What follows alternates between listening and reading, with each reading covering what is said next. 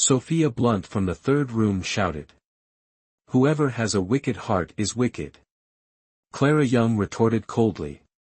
The innocent have nothing to fear. You wretched girl. You. Enough. Richard Blake shouted as he saw his family about to argue again. Anyone who causes trouble can leave this house. With his outburst, Clara Young finally found peace and returned to the West Wing. The Taoist watched Clara Young's retreating figure and secretly breathed a sigh of relief. He had thought these country folks would be easy to deceive, that a few simple tricks could earn him some liquor. Who would have guessed he'd be so unlucky this time, running into a tough nut? Sister-in-law.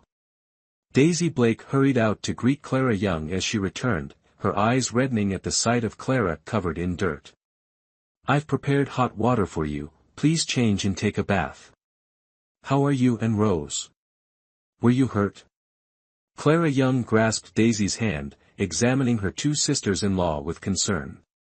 No, just our clothes got torn and can't be worn anymore. Daisy Blake felt a bit embarrassed under Clara Young's piercing gaze and withdrew her hand. Clara Young was not so easily fooled. She rolled up Daisy's sleeve to reveal red welts from a willow whip, her expression darkening. And you call this nothing? Sister-in-law, they're just surface wounds, no broken skin. They'll heal in a few days. Daisy Blake quickly reassured her. Really, it's nothing, sister-in-law, Rose Blake added hastily. Mother told me not to make a fuss, lest it affects Peter's schooling. She also said you shouldn't oppose them anymore, that nothing is more important than Peter going to school. Ridiculous. Clara Young interrupted Rose Blake angrily, then turned to her mother-in-law, Emily Green. Mother, do you really believe they'll spend 3 taels of silver a year for Peter's tuition? How could these people be so naive? How could that be false? Grandfather said it in front of everyone today. Emily Green felt uncomfortable being questioned by Clara Young and, thinking of the commotion caused by her earlier, voiced her displeasure. Clara, you should change this attitude. A woman shouldn't be so competitive, it brings a bad reputation. You weren't like this before. Clara Young laughed in exasperation. Worried about reputation when survival is at stake. With a mother-in-law like this, no wonder the whole family was bullied into. Silence. Though Clara Young was frustrated with her mother-in-law, she knew she couldn't confront Emily Green directly. In this traditional era, filial piety was paramount. She had treasures with her and could live well if she left, but seeing her family, young and old, injured and ill, she couldn't bring herself to abandon them. Since she couldn't leave, she had to change everything. Clara Young took a deep breath, called Rose Blake, Daisy Blake, and Peter Blake together, and decided to hold a family meeting to enlighten them. Mother, Rose, Daisy, Peter, try to remember, did grandfather say today that he wanted Peter to go to school? Of course he did. Grandfather clearly said in front of everyone that Peter is smart and it's time for him to go to school. I was right there, I couldn't have misheard. Rose, Daisy, didn't your grandfather say that? Emily Green quickly affirmed. Rose and Daisy nodded. Clara Young smiled, you're right, grandfather did say that. I heard it too. Since you heard it, then why? Emily Green looked at Clara Young with dissatisfaction. Clara, your brother going to school is a big deal for our family. As long as grandfather lets him go, I'm willing to work hard for the other rooms. You must know what's important and not ruin things. Chapter 19, Shattering Dreams, I have conditions, am I the one who can't tell right from wrong, the one ruining things? Clara Young laughed angrily. Mother, you've been so deceived that you're helping them count money after they've sold you. Richard Blake did say Peter is smart and clever, ready for school, but have you ever heard him say he wants Peter to go to school? Not at all. When you mentioned Peter needing help to go to school, did he agree? Not a chance. They wouldn't even spend 3 taels of silver to treat Lily, so why would you think they'd spend 3 taels of silver annually for Peter's tuition? Not just Peter, even Thomas Blake, William Blake, Samuel Blake, their own grandchildren. Have you seen the grandparents send any of them to school? Everyone, wake up from this dream. Clara Young's words unintentionally shattered the beautiful dream in Emily Green and the others' hearts. Daisy Blake was the first to snap out of it, angrily slamming the table. Those bastards, they clearly take us for fools to deceive. We almost fell for it. How? How could Grandpa be like this?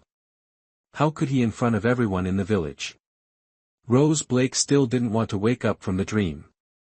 Impossible. Grandpa values his reputation, he wouldn't go back on his word.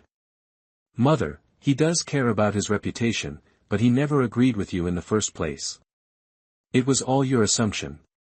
When the time comes, he'll deny everything, and it won't count as going back on his word. Clara Young extinguished the last hope in Emily Green's heart. If they don't learn a hard lesson, next time something similar happens, she'll naively be led by the nose again, hurting her own family. They. Emily Green was so angry she cried, mumbling, "It's my fault. I'm useless." Clara Young sighed, furrowing her brows in exasperation, quickly interrupting her mother-in-law's self-pity. "Today, our family has completely fallen out with them, so stop holding on to false hopes. If they can be so cruel to Lily, there's no way they'll pay for Peter's schooling. If we want Peter to be educated, we have to rely on ourselves." "Clara, you say rely on us? Where will we get that much money?" Emily Green looked worried. Clara Young sighed inwardly. Indeed, after all she said, Emily Green only heard the last part. But Clara Young didn't expect her to understand everything. Just hearing this part meant she had achieved her goal. Since this family sees Peter's education as paramount, and Richard Blake can exploit this weakness, why can't she? Currently, she has more than 100 taels of silver and is willing to spend it on Peter, far better than that scoundrel Richard Blake. Leave the money matters to me, everyone, don't worry. I assure you, by next spring, Peter will be able to go to school, Clara Young confidently declared. Clara, where are you getting so much money from? Emily Green initially felt excited, then looked at Clara Young with skepticism. Over the past 2 days, she had noticed the changes in Clara Young. She wasn't sure whether these changes were good or bad, but could Peter really go to school by next spring? The tuition alone was 3 taels of silver a year. Not even the Stone Iron family in the village, who worked tirelessly all year, could save up that much. Are you serious, sister-in-law? Daisy Blake seemed to trust Clara Young more, her voice carrying a mix of doubt and surprise. Not just Peter, but Lily, and even you and Rose, if you want to study, I can make it happen, Clara Young assured them. Forget about me and Daisy, we're too old. If you can find a way for Lily and Peter to go to school, that's enough, Rose Blake quickly said. You're only 15, Daisy is 12, you're still kids. How are you too old? Clara Young looked at Rose with disapproval. Clara, are you serious? Seeing Clara Young's determination, Emily Green started to believe she wasn't joking. Clara Young had changed a lot since she recovered, but she was never one to speak lightly. When have I ever lied? Clara Young asked with a frown. Clara, if you can send Peter to school, you will be the greatest benefactor of our family. Emily Green exclaimed, pushing Peter forward, wanting him to bow in gratitude to Clara Young. Clara Young held Peter back. Mother, don't be too quick to celebrate. I said Peter could go to school, but there are conditions. Tell us. As long as we can do it, even if it means working ourselves to the bone or selling everything, we will do it. Emily Green was determined to see her son educated, willing to pay any price. Yes. Sister-in-law, just tell us what you need us to do.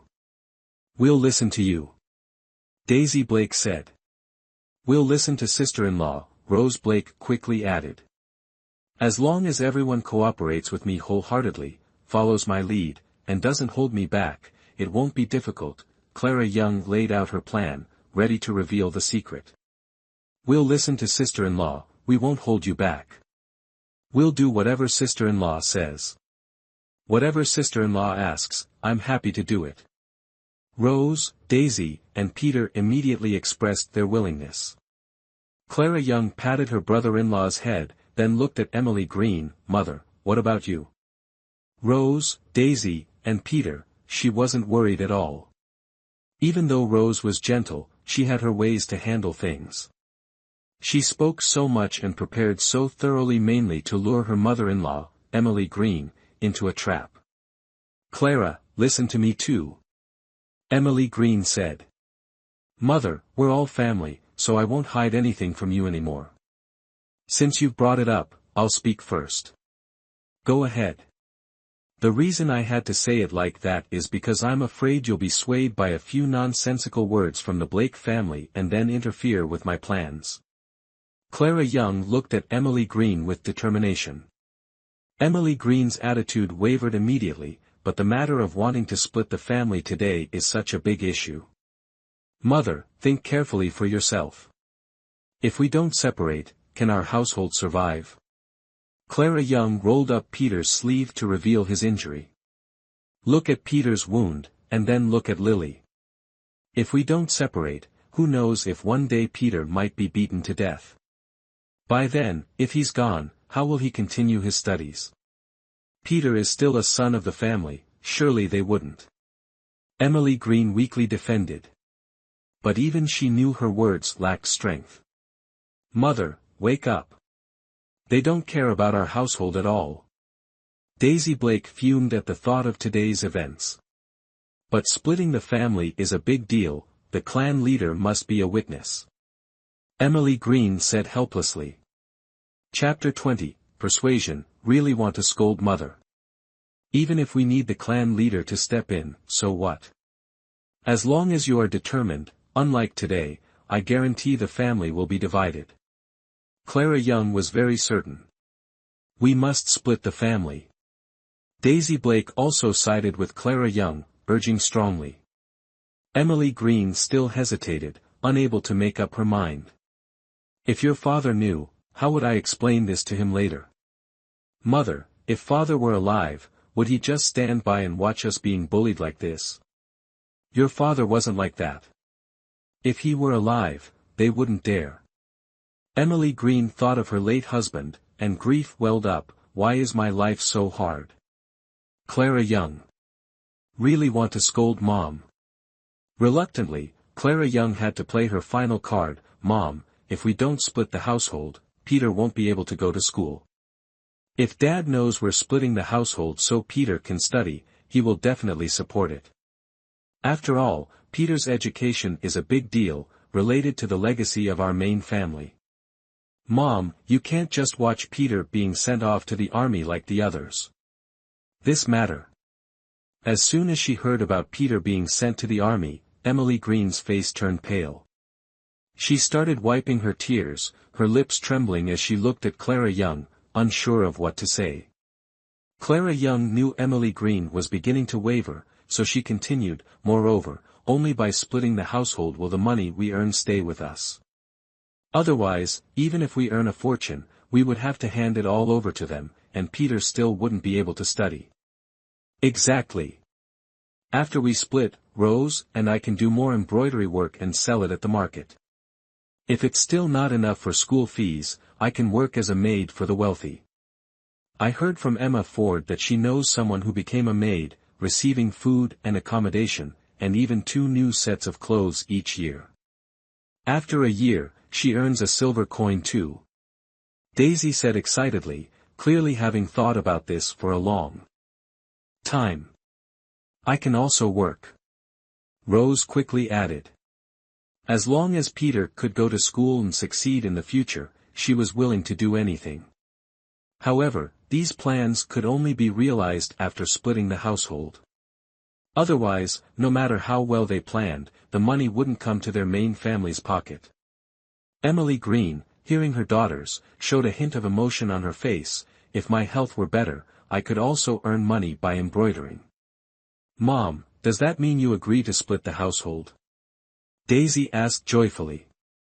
Emily Green looked at the hopeful eyes of her children, then at Lily, still unconscious and frail on the bed, as if she might disappear. She took a deep breath and said to Clara Young, "Clara, don't deceive me. Is it true that you have a way for Peter to go to school? Not just Peter, but Lily, Rose, and Daisy too. As long as they want to study, I can arrange it.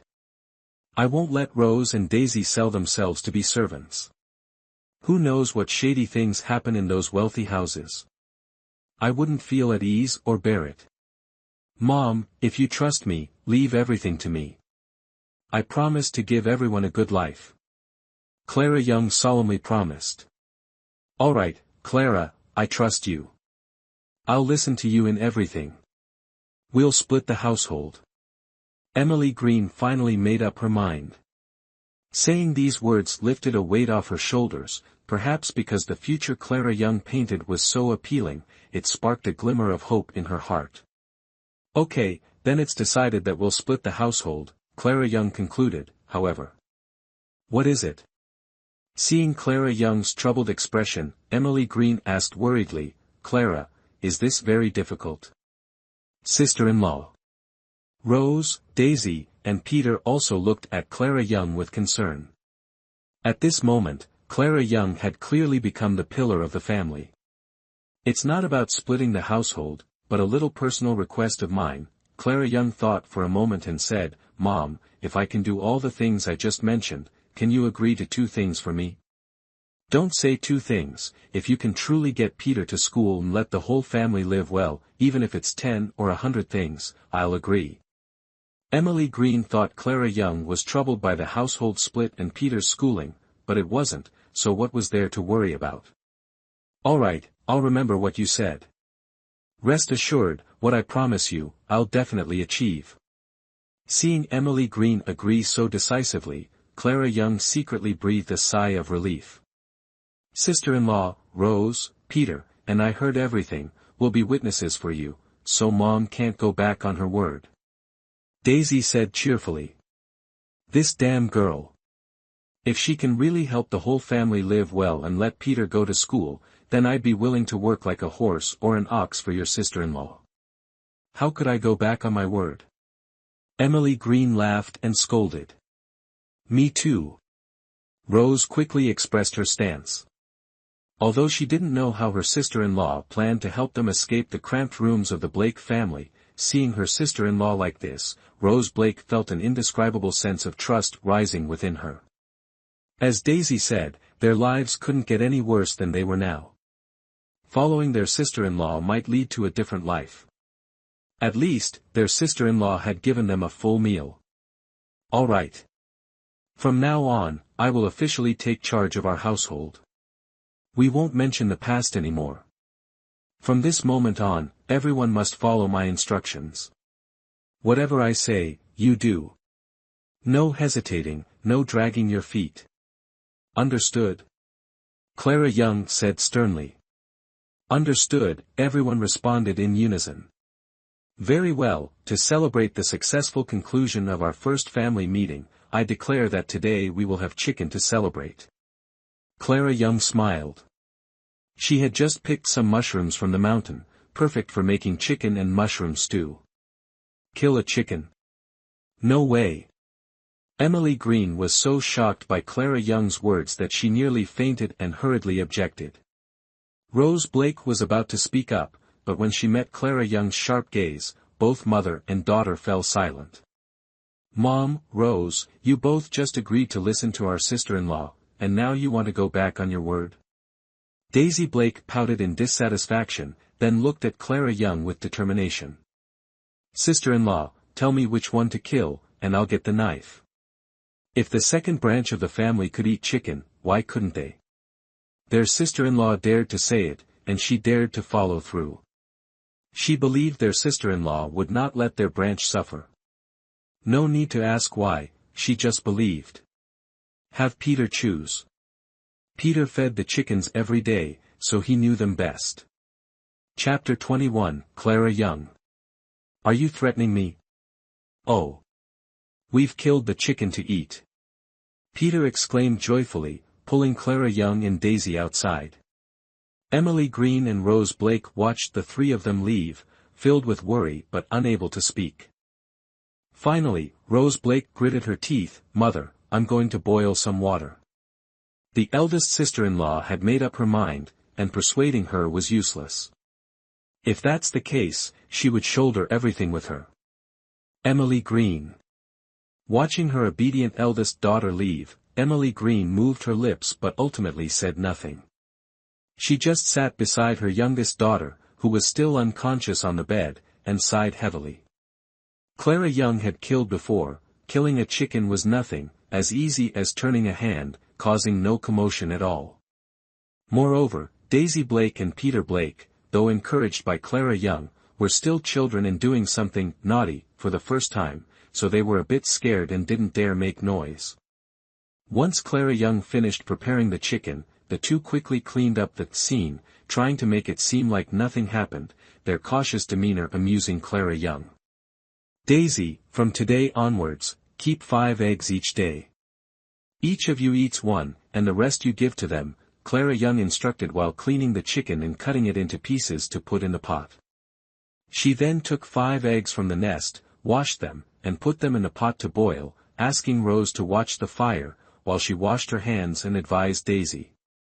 "Our family has 11 laying hens in total, and we can collect at most 9 eggs a day. Keeping 5 each day seems a bit much, doesn't it? Rose and I are healthy, we don't need it." Daisy protested.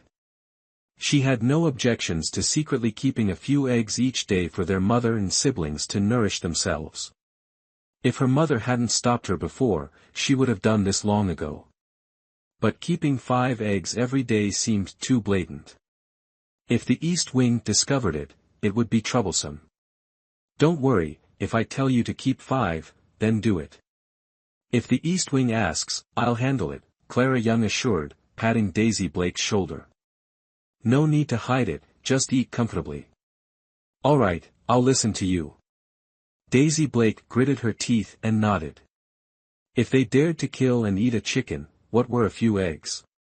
Clara Young found Daisy Blake's expression, as if she were going to the gallows, both amusing and endearing. Estimating that it was about time, Clara Young picked up a clay pot and led Daisy to the East Wing to get food. As they reached the door, they saw the East Wing people had just set the table and were about to eat. "Oh, perfect timing." Clara Young entered cheerfully. "Grandpa, Grandma, Uncle 2, Aunt 2, Uncle 3, Aunt 3, youngest aunt." "Oh, Uncle 3 and youngest aunt aren't home today. Daisy and I are here to get food." TSK, why is the meal so plain today, only one stew?" Clara Young. Mrs. Blake, upon seeing Clara Young, wished she could skin her alive. This wretched girl had embarrassed her in front of the entire village today, yet she still dared to come over, truly courting death. "Oh dear, what's wrong, ma'am? Look at your face all twisted. Let me give you a piece of advice. As you age, you should cultivate your character and maintain peace of mind to live a long life. Anger harms the body, take care of yourself." Clara Young said with a smile, ignoring Mrs. Blake's murderous glare. "I'll kill you." Mrs. Blake shouted angrily, attempting to charge forward, but Mr. Blake grabbed her and pushed her down onto a chair. "Calm down. Haven't you embarrassed us enough already? Are you defending that wretch again?" Mrs. Blake couldn't believe Mr. Blake was stopping her, so furious that her words were jumbled. "Or have you also been enchanted by that vixen? What kind of spell has that brat cast on you? Shut your mouth. The more you speak, the more nonsensical you sound." Mr. Blake shouted angrily. "If you keep acting up and talking nonsense, you can go back to your parents' house." "You." Mrs. Blake, who feared Mr. Blake, fell silent immediately upon hearing his threat. She had no family left at her parents' house, and being sent back at her age was akin to waiting for death. "My dear, Clara Young once jumped into the river and died. The current Clara Young is not easy to deal with, so you better watch your words or you might end up like Uncle Ba, haunted by something. Clara Young, you finally admit it. You caused my uncle's death. Sophia Blunt shrieked. You're a wicked witch. Aunt, you say I harmed Arthur Blake. Then let me ask, how exactly did I harm him? Or should we let the whole village decide? I also want to know why Arthur Blake was sneaking into the west wing of my house in the middle of the night. Weren't you seducing? Enough. Everyone shut up. Richard Blake slammed the table in anger. Are we eating or not? If not, then leave. Clara Young looked at Richard Blake with a half-smile, her expression suddenly turning cold. Let me give you all a piece of advice, you can eat carelessly, but you can't speak recklessly. If anyone dares to provoke me again, don't blame me for being ruthless. After all, I, Clara Young, am already a discarded life, having died once already. What is there to fear? Clara Young. How dare you threaten me? Do you still consider me your elder? Richard Blake was so infuriated by Clara Young that his head buzzed, he just wanted to lash out at her. But he was old enough to know that confronting Clara Young head-on would bring them no advantage. She was like a sharp knife now. Sir, what do you mean by that? It's precisely because I consider you my elder that I'm speaking the truth. If you find the truth unpleasant, there's nothing I can do. Clara Young finished speaking and waved to Daisy. Daisy, why are you standing there? Get the food. Yes.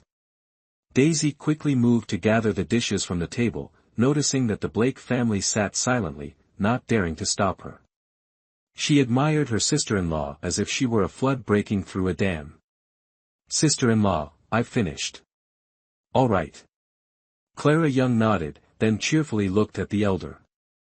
Grandfather, grandmother, second uncle, second aunt, third uncle, third aunt, little aunt. Oh, I forgot that third uncle and little aunt aren't here today. Well, we'll be leaving first. The entire Blake family watched Clara Young and Daisy leave, their expressions varied and complex. Clara Young, as if not satisfied, paused at the door, turned back, and smiled. Oh, I forgot to mention. Grandfather, today's meal was really lacking. Since everyone at the West Wing is sick, I had to slaughter a chicken for nourishment. What? You. Clara Young, you dared to slaughter a chicken. The idlers of the second branch began to stir in agitation. Clara Young, are you really rebelling now, daring to kill a chicken? Do you all even deserve to eat chicken? Margaret Lewis's words were cut short by Clara Young's piercing gaze. Aunt, listen to yourself. What's so difficult about killing a chicken? Don't talk about chickens, if you provoke me, Clara Young, I might even dare to kill a person. Clara Young smiled, but her smile sent chills down everyone's spine.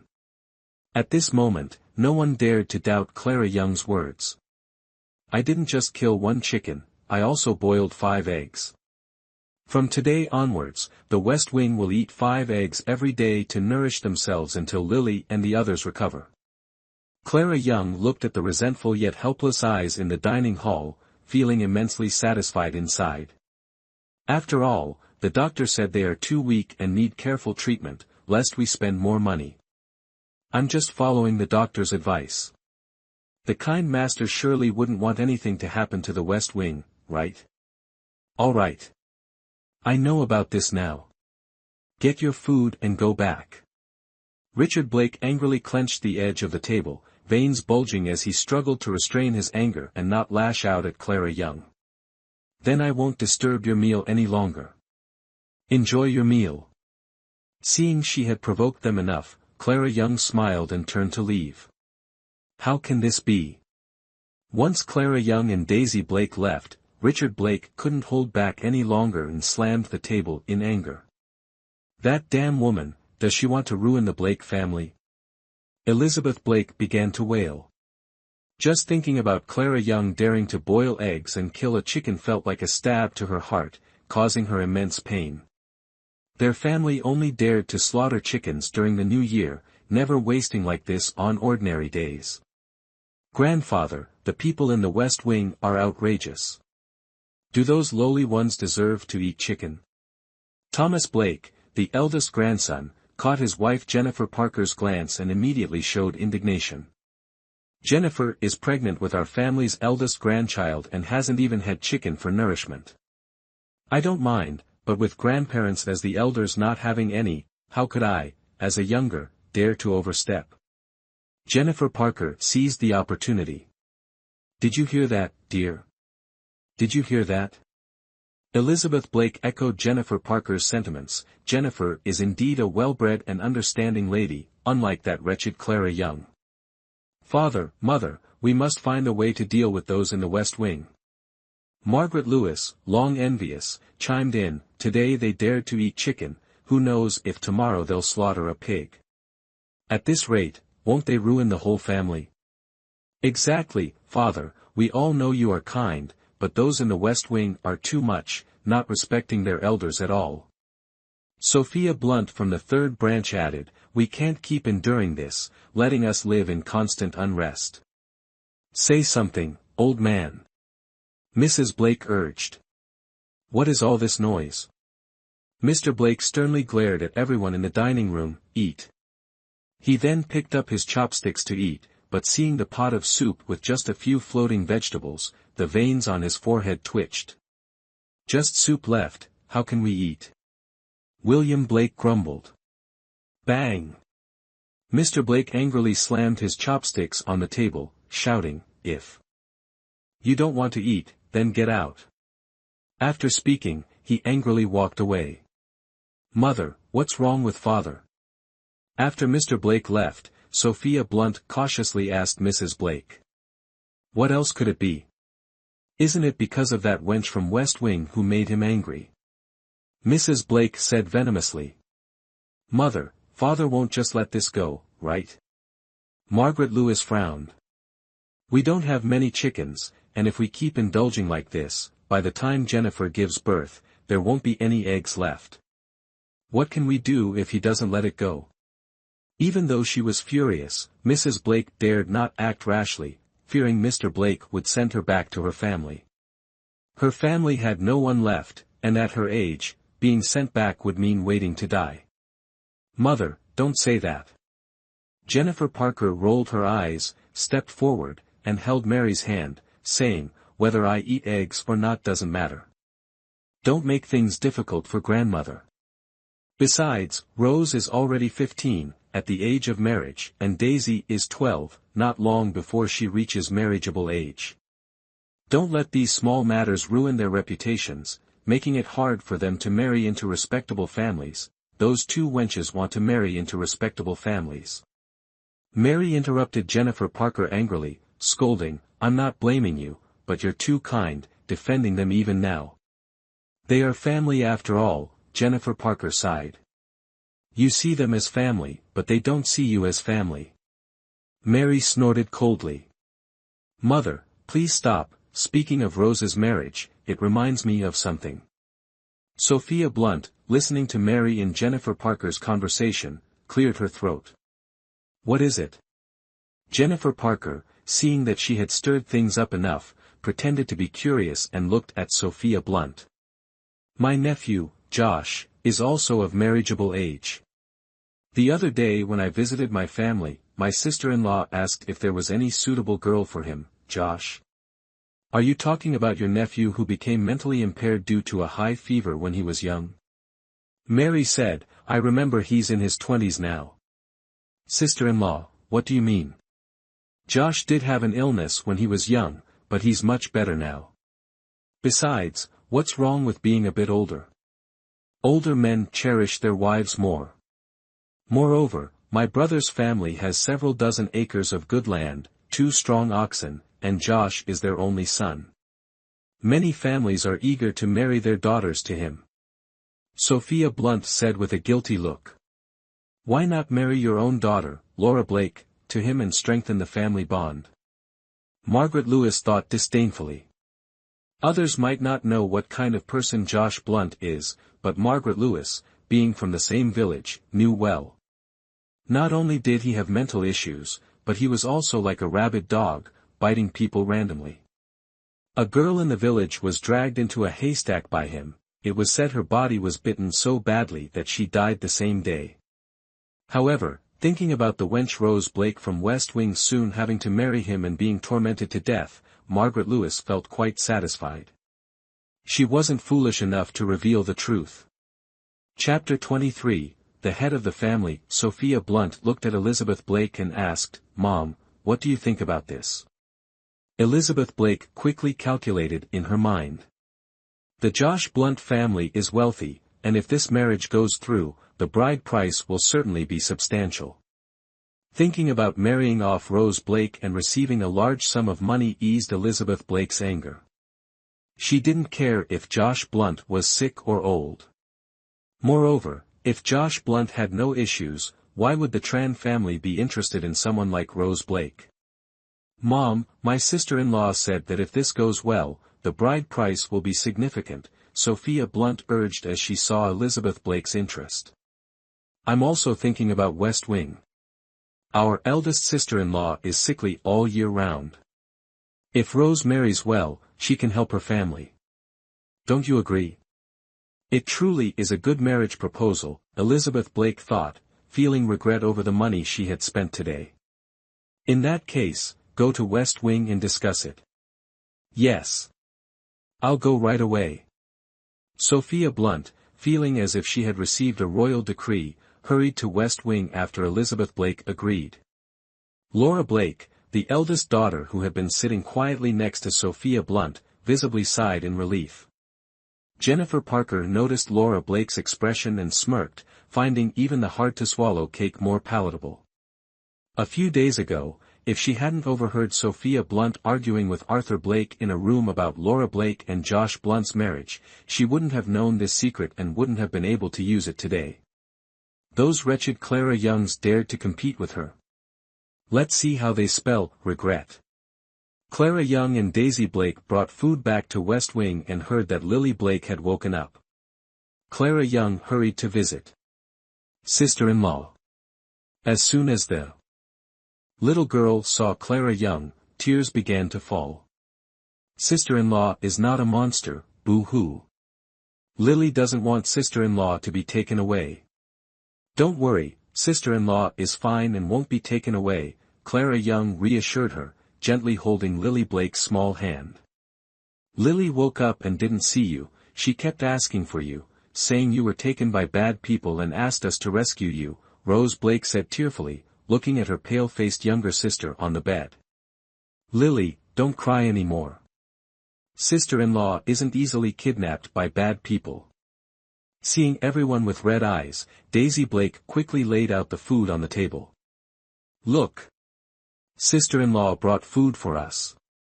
With sister-in-law, we won't go hungry anymore. Big sister-in-law even made chicken, we're having chicken today," Peter said, sniffing the delicious aroma from the pot and salivating. "Really?" Lily Blake's eyes lit up at the mention of chicken. Children, deprived since young, easily distracted by the promise of good food like chicken. "It's true. If you don't believe me, smell it." Peter took a deep breath. Lily imitated Peter, but the deep breath caused her chest to hurt. Her face turned pale, yet she held back her tears. "It really smells like chicken. So fragrant." Clara Young looked at the two children, feeling a pang of sorrow, and patted their heads. "Remember to eat a lot during dinner, okay?" "Yes." The two children nodded happily. Clara Young made an excuse to return to her room to fetch something, quickly grabbed a bowl, and darted into the space. When she returned, the bowl contained a bit of the space spring water. She scooped some chicken soup into the bowl and gave it to Lily to drink. Although she wasn't sure of the miraculous effects of the space spring water, since drinking it, she felt full of energy and her spirits were high. She hadn't eaten since last night but didn't feel very hungry. Moreover, on the mountain, she also let the masked person drink 2 sips, and this water must be good for the body. In Lily's current state, she couldn't eat much chicken, so she decided to let her drink some chicken soup mixed with the spring water. After tearing a piece of meat from a chicken drumstick and feeding it to Lily, Clara Young didn't let her eat any more meat. Instead, she picked up a spoon and fed her some chicken soup. "Sister-in-law, is this chicken soup? It's so delicious." Lily sipped a mouthful of chicken soup, smacked her lips twice, and her eyes sparkled with little stars of happiness. "If you like it, drink a little more. Try to eat light food for the next 2 days. Don't eat too much chicken, but feel free to drink the soup," Clara Young said, her heart melting at Lily's expression. "Okay," Lily Blake nodded happily. "Being able to drink such delicious chicken soup makes me very content. Sister-in-law, don't worry, I'll recover quickly to help with the housework. The housework is taken care of by us, just focus on getting better." Clara Young patted Lily's head. It was true that children from poor families learned responsibility early. She felt sorry for Lily being so young yet so understanding. After feeding Lily Blake an entire bowl of chicken soup, Lily said she was full. Clara Young noticed her eyelids drooping and knew she was tired. She checked Lily's forehead to ensure she wasn't feverish, and seeing that everything was fine, she let her sleep. "Clara, come eat," Emily Green called out. Once Clara Young finished tending to Lily Blake and turned around, she noticed everyone was waiting for her to start eating. "Mom, why are you all waiting for me? Please, start eating." Clara Young laughed. "Sister-in-law is now the head of the household, it's not right for us to start eating before you," Daisy Blake said with a smile. Clara Young. She had forgotten how many customs the ancients had. Clara Young quietly looked at Emily Green, who was also watching her, waiting for her to take the first bite. Clara smiled slightly, picked up a piece of chicken, and put it in her bowl, saying, "Let's eat." Clara Young wasn't shy and didn't mention that there was no need for formalities among family. As the head of the household, she had to maintain her authority, and some customs were beneficial, at least in helping her quickly establish her credibility. Right now, she needed credibility. "Clara, maybe we should take half the chicken to the grandparents," Emily Green suggested cautiously. Hearing this, Clara Young slowly put down her chopsticks and turned to look at Emily Green. "Clara, I. Though Clara Young only looked at her without saying a word, her expression neither happy nor sad, it made Emily Green even more speechless. Emily Green felt a chill from Clara Young's calm gaze, as if a heavy stone was pressing down, causing her to lower her head slowly. Chapter 24, I'll tolerate you for now. Mom, you really are. Daisy Blake was at a loss for words. East Wing has delicious food but never thinks to share with us. We've just had a full meal, and you've already forgotten how often we went to East Wing asking for food, only to be scolded and beaten, not even getting a piece of vegetable or a drop of soup. It's just that there are elders, and we should be filial. Emily Green mumbled in defense. Mom, let's eat. Rose Blake noticed Clara Young's face darken and quickly placed a piece of chicken in Emily Green's bowl, whispering, "Listen to the elder sister-in-law." Yes. Let's eat. I misspoke. Emily Green sighed softly. Well, as long as Clara can truly find a way for Peter to go to school, let her do as she pleases. Big sister-in-law, have a chicken wing. Daisy Blake offered a chicken wing to Clara Young, smiling ingratiatingly. Clara Young finally picked up her chopsticks but placed the chicken wing in Peter's bowl, choosing to eat wild mushrooms herself.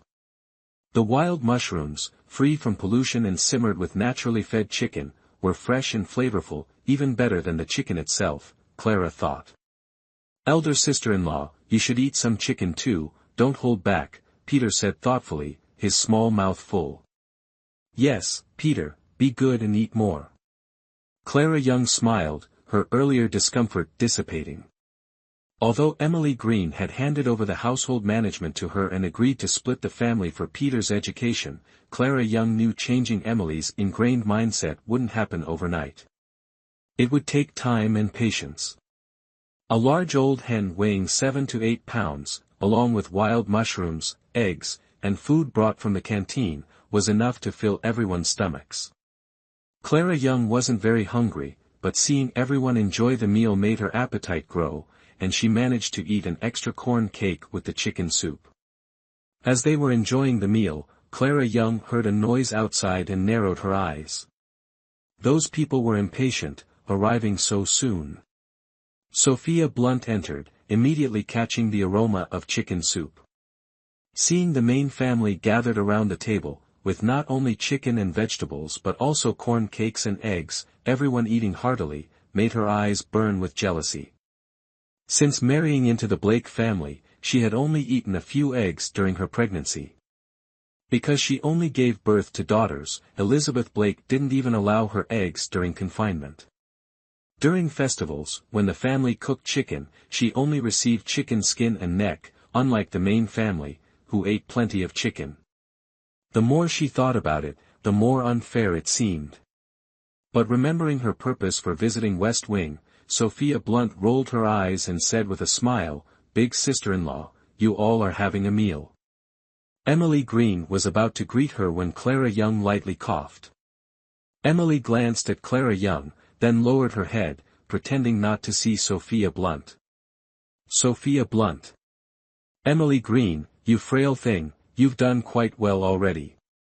Seeing that no one from the main household paid attention to her, Sophia Blunt sniffed and brightly smiled as she squeezed between Rose and Peter. "Rose, how come you don't greet your third aunt? You're about to get married and still lack manners. Go fetch some more bowls and chopsticks for your third aunt. She hasn't eaten enough and will join you for a bit." Rose felt awkward due to Sophia Blunt's self-scripted performance. Just as she was about to stand up, Clara Young slowly said, "If third aunt isn't full, she can go back to the dining hall to eat more.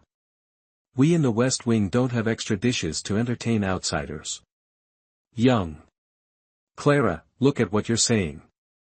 We're all part of the Blake family, sharing the same surname, all one family. Why speak so formally? Sophia Blunt looked at Clara Young eating a piece of chicken breast, her eyes filled with envy, and her smile became distorted. Since this wretched woman entered the Blake family, she's captivated Arthur Blake, and now, who knows what she's done to make Arthur Blake bedridden and delirious. She thought she could surely eliminate this disaster this time, but even the exorcist couldn't do anything to her. But now isn't the time to fight this cunning old woman. Once she arranges Rose's marriage to her nephew Josh Blunt, she'll have the time to deal with her. Clara Young looked at Sophia Blunt's contorted face, still forcing a smile, and felt truly contemptuous.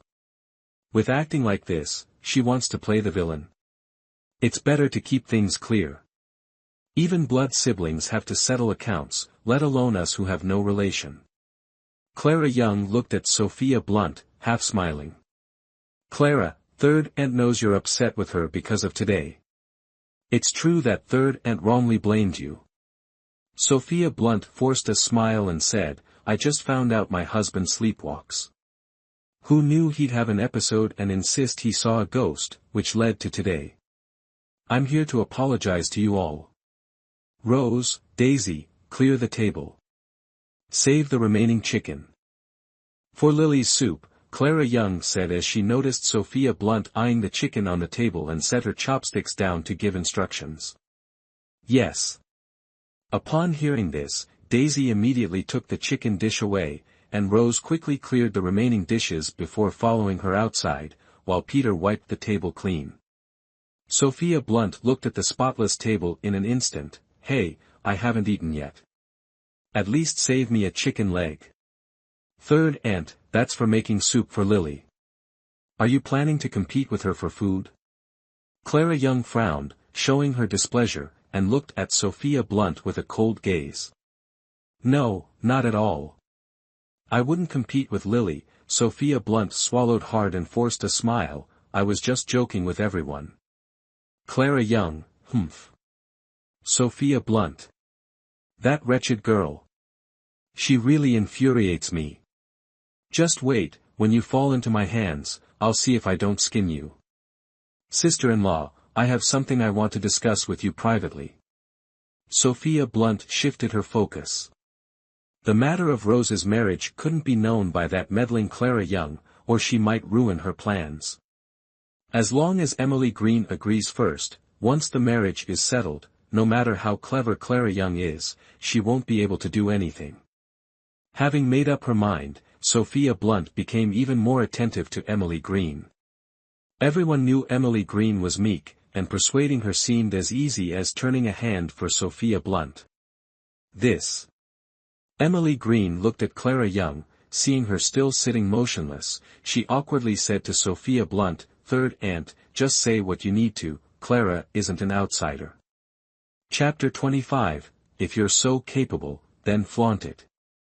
Sophia Blunt. I can't believe Emily Green is so weak. No wonder Clara Young in the main room does whatever she wants without anyone stopping her.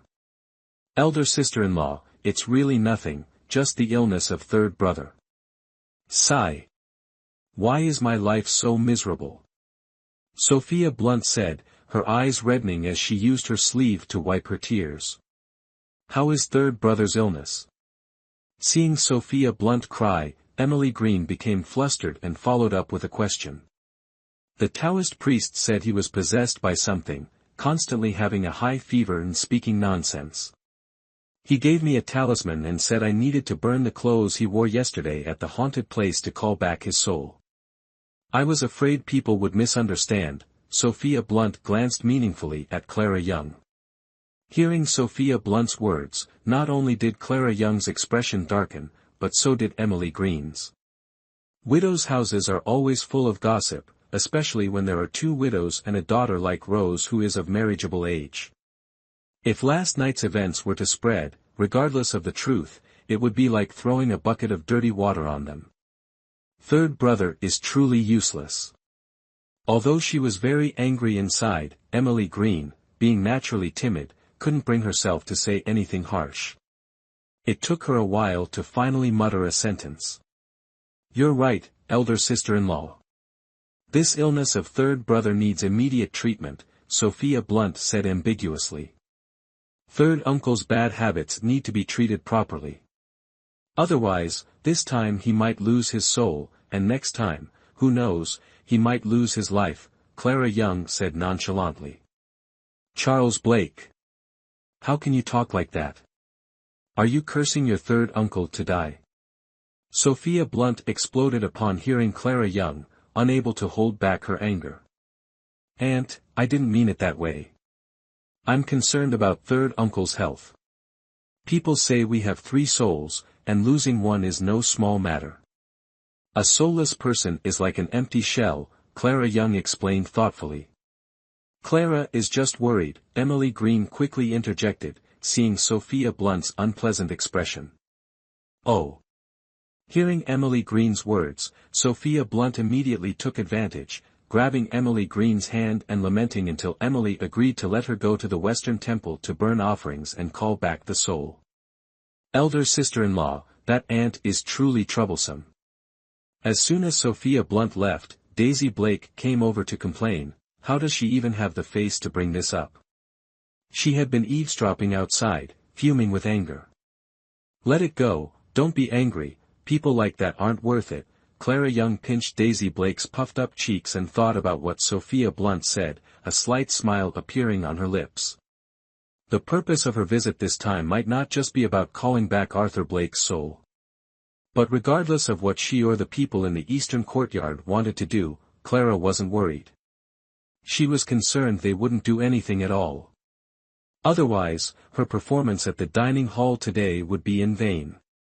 After comforting Daisy and checking Lily's temperature to ensure she wasn't running a fever, Clara Young finally excused herself, citing fatigue, and went to her room to rest. Earlier in the day, she had hurriedly entered the space and only noticed that the sweet potato field planted that morning was now lush and green. She hadn't had time to observe closely. Now, looking again, she saw they were growing splendidly. She dug up the soil beside them and saw the roots were beginning to form tubers. This discovery delighted Clara Young immensely. She wasn't sure how time was calculated in this space, but at this rate, they wouldn't have to worry about food for long. Sweet potatoes not only have edible tubers but also leaves that are nutritious, boosting immunity, protecting eyesight, promoting lactation, detoxifying, and anti-aging. Clara Young thought about how these sweet potato leaves could be stir-fried or steamed and dipped in garlic sauce, and she couldn't help but salivate. She wondered if the sweet potatoes grown in this Rui treasure land would taste better than those outside. Just as she thought of this, she was hit on the head with a book. Clara Young rubbed the sore spot, complaining, "Could you be a bit gentler?" "No way. How dare you question the abilities of my celestial weapon, serves you right. Clara Young. If you're so skilled and arrogant, then prove it." Clara Young picked up the weapon, the Venom Codex. Is it possible that she's meant to learn both medicine and poison techniques?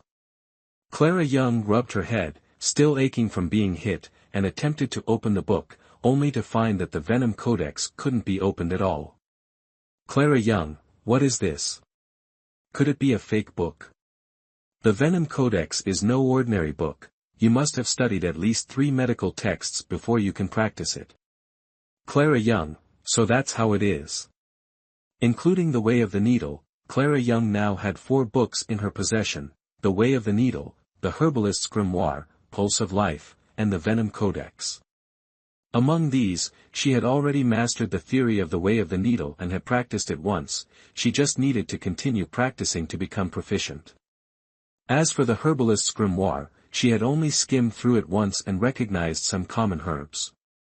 She hadn't yet looked at Pulse of Life or the newly acquired the Venom Codex. Looking at the 3 thick books in front of her, Clara Young silently encouraged herself to keep going. She picked up Pulse of Life first, opened it, and focused her mind on reading. This book primarily discussed using the 4 diagnostic methods of traditional Chinese medicine: observation, listening, questioning, and pulse-taking, to treat and save patients, with a focus on pulse diagnosis. When studying The Way of the Needle, Clara Young could rely on her previous knowledge of human acupuncture points to learn quickly, but with Pulse of Life, she had no such advantage other than a good memory. The profound mystery of traditional Chinese medicine lies in pulse diagnosis. Some people, despite learning from a master for over a decade, still have mediocre skills, let alone Clara Young, who was only reading books without guidance and couldn't practice to gain experience. Sigh. Even if I memorize the entire Pulse of Life, without patience to practice pulse diagnosis, it's just empty theory. If only I could have a real patient every time I study a type of pulse, combining theory with practice would be ideal. As soon as Clara Young finished lamenting, a line of information appeared in her mind: this is not difficult. Clara Young exclaimed, "If you have the ability, make it happen." Boom! As soon as she spoke, a wooden arm appeared before her. An arrogant voice echoed in her mind: "This is the ancient heartwood transformed. Just name a type of pulse, and it will manifest that pulse for you." What a treasure! Clara Young exclaimed in amazement, "With this divine wood's help, I'll surely succeed effortlessly." Humph! Clara Young no longer cared whether the Supreme Immortal was arrogant or not. She hugged the wooden arm like a treasure, grinning widely. With the aid of the ancient heartwood and diligent study, Clara Young made significant progress. By the time she heard a knock on the door outside, she had already, according to Pulse of Life, groped her way into the basics, trained the sensitivity of her fingertips, and could skillfully take pulses and diagnose some simple pulse patterns. It seems that she'll have to seize more time for studying in the future. Chapter 26, Are You Human or Ghost? Clara Young stepped out of the space, massaging her sore neck, and opened the door for Daisy Blake, contemplating in her mind. "Sister-in-law, you're finally awake," Daisy Blake said, looking relieved as she glanced at Clara Young. "How long have I been asleep?"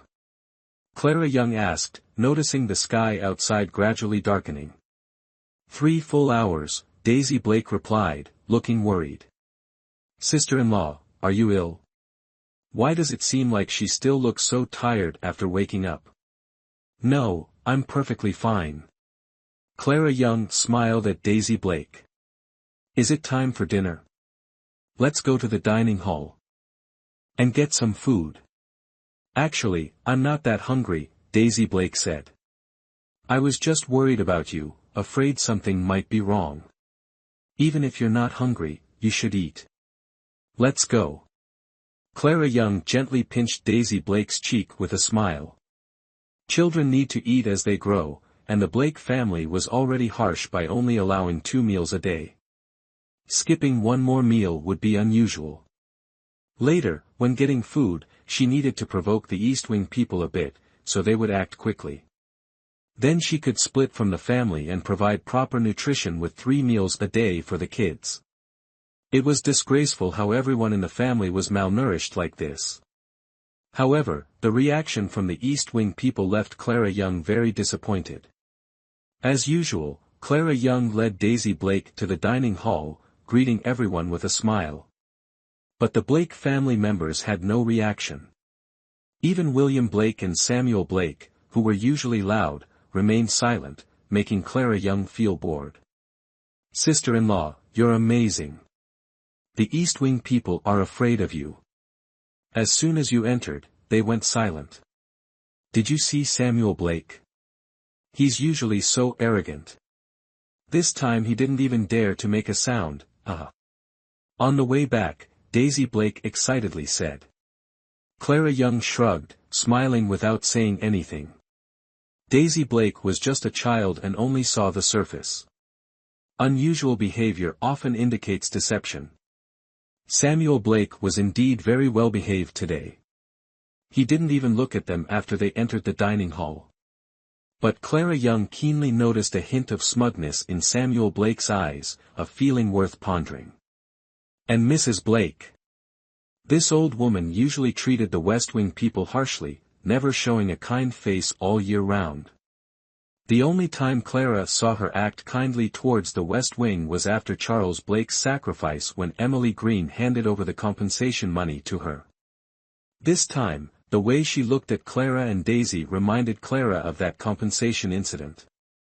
As Clara suspected, how could the East Wing people remain calm despite her provocation? They were definitely plotting something, trying to lull them into complacency. Clara Young silently noted these changes in her heart, maintaining a calm demeanor as she returned to the West Wing with Daisy Blake. After dinner, Clara Young played with Lily Blake for a while, checked her pulse, then excused herself, claiming fatigue, and went back to her room, closing the door. To avoid disturbances and another incident with Arthur Blake spying, she found a piece of cloth to cover the hole in the window. As for the hole in the roof, Clara Young quietly sighed. Fortunately, it's summer now, she could just pretend she was enjoying the cool air. After entering the space, Clara Young became eager to study Pulse of Life. In the space, there was no concept of time, and Clara Young didn't know how long had passed until she heard noises in the yard and hurriedly exited the space.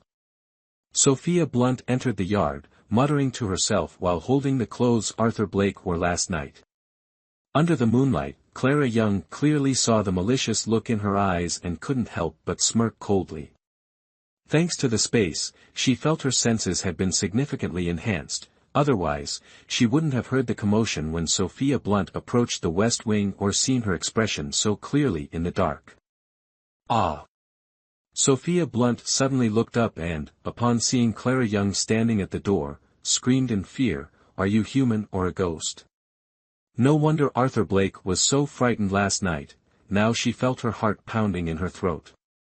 "Aunt, does it matter if I'm human or a ghost?" Clara Young smirked mischievously, her eyes coldly fixed on Sophia Blunt. You. Ah! Don't kill me. Don't kill me." Sophia Blunt trembled under Clara Young's gaze and fell to the ground. "What are you yelling about in the middle of the night?" Elizabeth Blake, waiting outside, was annoyed and walked in, scolding. "Mother! Ghost! Ghost! It's a ghost!" Sophia Blunt, seeing Elizabeth Blake as her savior, crawled over to her, trembling and pointing at Clara Young. "Shut up! Elizabeth Blake glanced at Clara Young standing at the door, saw her shadow on the ground, and kicked Sophia Blunt hard, shouting, "If you keep screaming nonsense, get out." "Mother, it." Sophia Blunt trembled as she stood up, fearfully looking at Clara Young. "Aunt, are you too afraid our family will be at peace? Last night it was Uncle, now it's your turn. Yesterday you invited a Taoist to catch ghosts, tomorrow, are you planning to invite a monk to exorcise demons?" Clara Young sneered, "Or should I invite the village chief to come and clear things up?" "No, no. Clara, Aunt misunderstood you." Hearing Clara Young mention the village chief, Sophia Blunt calmed down, seeing Clara Young's shadow now, and quickly burned a talisman, mumbling a spell to summon Arthur Blake's spirit, then silently returned with Elizabeth Blake. "Sister-in-law, these people are really troublesome." Daisy Blake, putting on a coat, yawned and said, "Let them be, let's go back to sleep." Clara Young went to the door, blocked the broken door with a piece of wood, and returned to the room with Daisy Blake. Clara Young continued to return to the space to study pulse reading. Feeling tired, she drank a few sips of spring water in the space to refresh herself, then continued her research. In this way, she diligently studied without feeling exhausted. By the time she heard the roosters crowing outside, she had read nearly 1/20th of Pulse of Life. Clara Young stretched, drank a few more sips of spring water, and then exited the space. After washing her face and combing her hair, Clara Young planned to take a walk around Mount Desai. This time, she didn't climb the wall but instead carried a basket and leisurely walked out through the main gate. Passing by the east wing, Clara Young heard Sophia Blunt angrily scolding someone inside. She pressed her lips together, her expression showing a hint of sarcasm. Sharp ears and keen eyes aren't always a good thing. Upon reaching Mount Desai, Clara Young took out the Shenong Herbal Classic, comparing it as she walked and casually picking some herbs. Unfortunately, they were all common herbs, not worth much. Chapter 27, Embarrassed, Lie down and take off your clothes.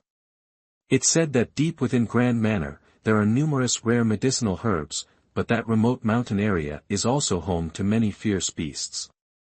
In the surrounding villages, there have been cases of people being eaten by wolves or bitten by venomous snakes, leaving them disabled. Therefore, even though it's known that the mountains hold valuable herbs, very few dare to venture there. But Clara Young fears nothing. She's always been fond of adventure, particularly exploring and engaging in thrilling activities. However, upon seeing the man standing before her, Clara Young sighed inwardly. It seemed today's mountain exploration would have to wait. "Miss John Cena," exclaimed with delight upon seeing Clara Young. "Speak, what do you want?" Clara Young asked. "You're straightforward, so I won't beat around the bush. Could you come and see my master?" John Cena requested, clasping his hands together. "No," Clara Young rolled her eyes. "Miss, my master," John Cena was surprised by Clara Young's blunt refusal and became anxious. But remembering his master's orders not to trouble her, he was at a loss. "Why are you so ignorant of the rules?" Clara Young frowned at John Cena. "Although I said I'd return in 3 days for my fee, you haven't even paid for the last consultation, yet you want my services again. Doctors need to eat too." "Miss, I apologize." John Cena didn't expect Clara Young to refuse due to payment issues. He quickly removed a bundle from his person and presented it to her. "Here are 200 gold pieces, please accept them." Clara Young was astonished, her eyes wide at the sight of the shining gold bars. "I said 200 silver pieces, not gold." "Miss, my master believes your medical skills are worth 200 gold pieces." Seeing Clara Young's expression, John Cena silently praised his master's foresight. Indeed, his master was wise and perceptive. "Your master is sensible." Clara Young beamed, hugging the 4 50-piece gold bars. "Where is your master?" "Lead the way." "Yes. Please follow me." With Clara Young's agreement, John Cena immediately led the way. In his eagerness, he used his light-footed technique to move swiftly, surprised that Clara Young could keep up with his snow without trace steps, maintaining a consistent distance behind him. Truly a master. No wonder she could defeat the Ba brothers and save his master. Thinking this, John Cena's respect for Clara Young deepened. Clara Young maintained a calm demeanor, but inwardly she was cursing. John Cena was so inconsiderate. He didn't even suggest slowing down for her. Sure, he had inner strength and agility, but was that so impressive? Exhausting. Luckily, she had her family's light-footed technique. Fortunately, their place wasn't too far, just at the village edge by the river. "Miss, thank you for coming to see me." Alexander Red, leaning against the bed, smiled as Clara Young entered. "No need for formalities, I'm here for the gold," Clara Young said as she set the basket down and opened the acupuncture kit she had secretly taken out on the way. She then turned to Alexander Red and said, "What are you standing there for? My time is limited, take off your clothes and lie down quickly." Alexander Red. John Cena. Thomas Sowell. While doctors do not differentiate between men and women, that's only true for ordinary people. For noble princesses or ladies from aristocratic families, even when a doctor takes their pulse, a thin silk cloth is placed on the wrist to maintain their chastity. Having followed their master for many years, they were considered experienced, yet they had never seen a woman like Clara Young, urging a man to undress and lie down so directly. "You really are shameless." Thomas Sowell, seeing his master silent for a long time, thought he was angry and glared at Clara Young. Clara Young. What did she do that was shameless? Is this guy out of his mind? Ahem. Thomas Sowell, don't be rude. Alexander Red snapped back to reality and, seeing Clara Young's puzzled expression, felt a bit helpless. "Master?" Thomas Sowell looked at Alexander Red in confusion. "Step back." Alexander Red said in a deep voice, then turned to John Cena, "Help me take off my shirt." "Yes, master." John Cena stepped forward and removed Alexander Red's outer cloak, then his inner shirt, exposing his chest for Clara Young to perform acupuncture. Clara Young said nothing further and began the acupuncture treatment on Alexander Red as she had done the previous day. Having experience from before, her skills were more refined this time, and she quickly and accurately found the acupuncture points, completing the process efficiently. John Cena and Thomas Sowell, standing nearby, sighed in relief when they saw Clara Young finish the acupuncture. Thankfully, this time the healer did not take the opportunity to behave inappropriately with their master as she had the previous day. All done. Clara Young packed up her needles, intending to leave. "Miss, please wait." Alexander Red stopped Clara Young and instructed John Cena to bring a bag of arrows to her. "Yesterday, I noticed you liked the sleeves with hidden darts, so I've had some short arrows made for you. Please accept them. These are great." Clara Young's eyes lit up as she looked at the full bag of arrows, numbering at least 100. This was exactly what she needed, so she accepted them from Alexander Red without hesitation and said, "I've taken your gift, so let's consider it payment for this treatment. I'm off now." With that, she waved goodbye to Alexander Red and his subordinates and left. "Master, about the medical fee." John Cena took out 4 gleaming gold bars he had prepared, unsure of what to do. He thought this lady was greedy for money, but who would have thought that a bag of hidden arrows worth only a few taels of silver could be exchanged for 200 taels of gold as a medical fee? Does this lady not know how to calculate? If she says it's settled, then let it be. Alexander Red's lips curled slightly, his voice carrying a hint of amusement. "Master, are you feeling any better?" Even the usually slow Thomas Sowell noticed the rare good mood of his master and quickly asked. Compared to yesterday, it's a bit better." Alexander Red propped himself up. "I've temporarily pushed the toxins in my body down to my legs. Combined with this lady's acupuncture, should be able to hold on until the people from Healing Vale arrive. Only a bit better. John Cena frowned. Yesterday, the master was in critical condition. When he checked the master's pulse, he thought it was a matter of life and death. After Mrs. Young performed acupuncture, the master showed significant improvement. Why is it only a bit better today? Could it be that Mrs. Young didn't give the master the divine water today? Divine water? Alexander Red was puzzled. Yesterday, she gave the master a bit of divine water.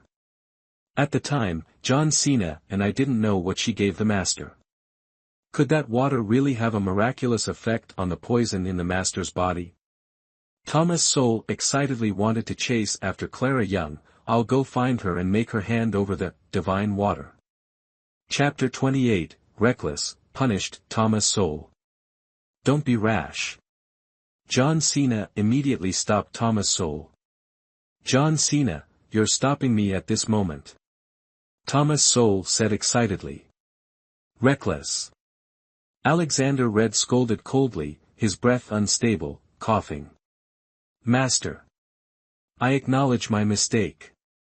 Thomas Sowell fearfully knelt on one knee.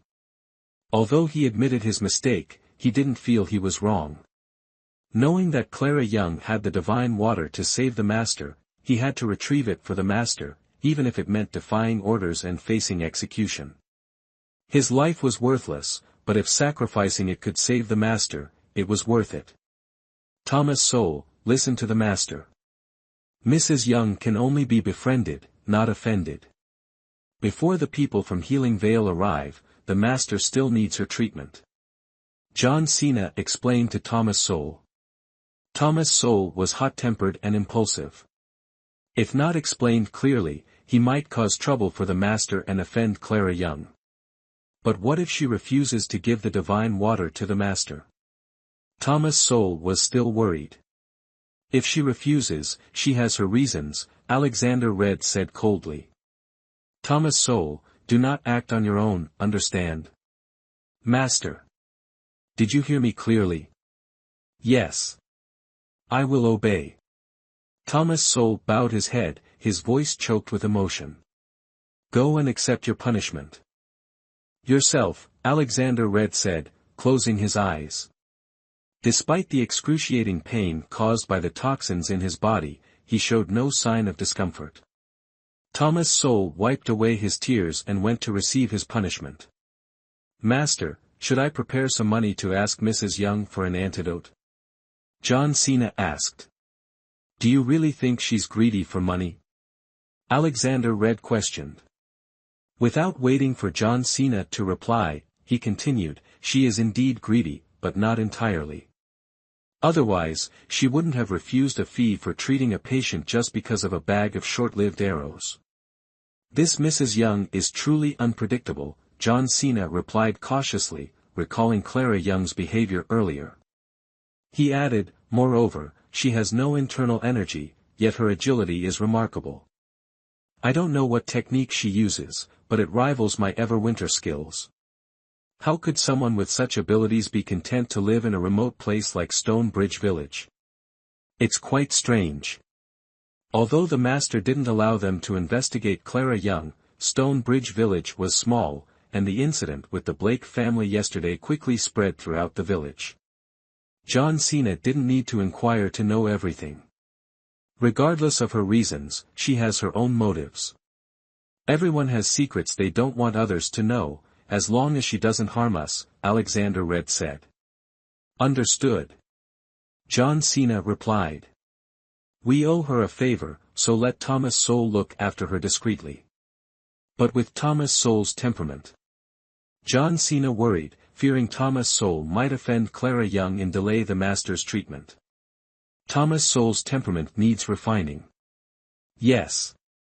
Although Clara Young's plan to enter the mountains was disrupted, thinking about the 4 shiny gold bars in her possession and the bag of short arrows, she felt very pleased. Every time she went into the mountains, it seemed like a deity blessed her with wealth, reinforcing her determination to venture into the mountains. When Clara Young returned home, she saw Richard Blake leading Victor Blake, Thomas Blake, William Blake, and Samuel Blake with hoes, ready to work in the fields. Grandfather, uncle, brothers-in-law, are you heading to the fields? Good luck. Clara Young said with a smile. In the past, whether it was planting, harvesting, or weeding, their main family was the primary workforce. She, along with Rose and Daisy, were often ordered around like men, and during busy times, even Peter and Lily had to help gather crops. As for Thomas Blake, William Blake, and Samuel Blake, although they were young and strong, they were lazy and shirked work. Even when they went to the fields, they were sluggish and always found excuses to sneak away. It could be said that the large fields of the Blake family were mostly tended by the women of their main family. But from now on, HMPF. Whoever wants to work can do it. Clara Young, where have you been this morning that you're only coming back now? Grab a hoe and get to work. William Blake shouted, annoyed at having to work under the hot sun. No way. The West Wing is full of sick and disabled people who need my care. I had to get up early to gather herbs and will need to prepare medicine later. You all can handle the fieldwork. Looking at how strong you are, you should exercise those muscles, Clara Young said, deliberately shaking the herbs in her basket in front of Richard Blake. I'm working hard to save money on medicine for our family, don't you think, grandfather? Let's go. Richard Blake said, ignoring Clara Young and leading his family out the door. Grandfather, why don't the people from the West Wing have to work in the fields like before? William Blake was still unwilling to accept it. Be quiet. Richard Blake glared at his grandson, intending to scold him, but when he saw a neighbor greeting him, he changed his expression to a smile and nodded. Mr. Blake, is your whole family going to weed? Why don't I see anyone from the main house? The main house is staying home to watch over the house. Richard Blake replied awkwardly. As the person passed by, Richard Blake overheard him talking to someone else. It's already broad daylight and they're just now going to the fields. Look at those grandsons of old Blake, so big yet can't even carry a hoe, they're worse than the women from the main house. Keep your voice down. What are you afraid of? That whole family has a dark heart, treating the women like cattle, and now they don't even let people speak about it. Who doesn't know? Richard Blake's face turned as dark as coal with anger, but he couldn't lash out, so he vented his frustration on his descendants, forcing them to work the fields tirelessly like beasts of burden. The grandchildren, used to a life of leisure, were now tormented to exhaustion and became the village's laughingstock. When Clara Young returned to the West Wing, she found Edward Ford there. She showed him the herbs she had just gathered, keeping those needed for Emily Green's prescription and planning to sell the rest for money. This fish mint, the pharmacies in town all buy it. You can probably get about 20 coins for this batch, Edward Ford said, handing Clara Young a book. This contains illustrations of many herbs. You should study it more often to recognize more types, so you can gather more when you go up the mountain. Thank you, Mr. Ford. Clara Young initially intended to refuse, as The Herbalist's Grimoire, contained far more herbal entries than Mr. Ford's book. However, she couldn't take out her book from the space, and since she'd be going to the mountains often, having a legitimate reason for the herb she gathered would save her a lot of trouble, so she accepted the book. Chapter 29, Save Our Master. Lily is fine. Children are most afraid of fevers, but as long as she doesn't have one, her bones will heal quickly, and she'll recover soon, Edward Ford informed Clara Young of his diagnosis. Thank you, Mr. Ford. Clara Young gratefully saw Mr. Ford out, though she still had to ask Elizabeth Blake for the medical fees. Surprisingly, Elizabeth Blake not only didn't argue but also readily handed over the money and inquired about Lily's injuries, leaving Daisy Blake, who accompanied Clara Young, as surprised as if the sun had risen in the west. Clara Young pretended not to notice the unusual behavior of the East Wing people. After seeing Mr. Ford out, she mentioned going to her room to rest, then sneaked into her space to continue studying Pulse of Life. At lunchtime, Clara Young left the space and instructed Rose and Daisy to fetch food from the dining hall. If they ask about me, just say I'm studying the herbal book Mr. Ford gave me and don't have time. She reassured Rose, who looked worried. Don't worry, they won't give you any trouble. Okay. Daisy confidently led Rose away. If the eldest sister-in-law said it would be fine, then it surely would be. She now trusts her sister-in-law completely. Indeed, the two of them successfully brought back food, and after eating, Clara Young returned to her room to read. Although she wasn't sure what the Blake family was planning, Clara Young was confident that, for the next few days, they wouldn't make any moves against the West Wing residents. She needed to seize this precious time to read. As she predicted, the people of the East Wing, the Blake family, remained calm and quiet for the next few days. For 3 consecutive days, Clara Young locked herself in her room, immersing herself in reading. With the help of the divine tree and her own intelligence, she managed to learn 1/5 of the book, Pulse of Life, in just 3 days. By her own assessment, this level of knowledge was enough to practice as a quack doctor. Notably, during this time, Clara Young's space also experienced its first agricultural harvest. The sweet potatoes, which she initially had little hope for, not only grew well but also produced an abundant crop. When Clara Young saw the space automatically harvesting the sweet potatoes, she could hardly believe these were the same ones she had dug up at the foot of the mountain a few days ago. These sweet potatoes were not only high-yielding, each one as big as a man's hand, but also had a fresh sweetness, tasting better raw than fruit. This place truly lives up to its reputation as a treasure land. With these sweet potatoes, there's no fear of hunger anymore.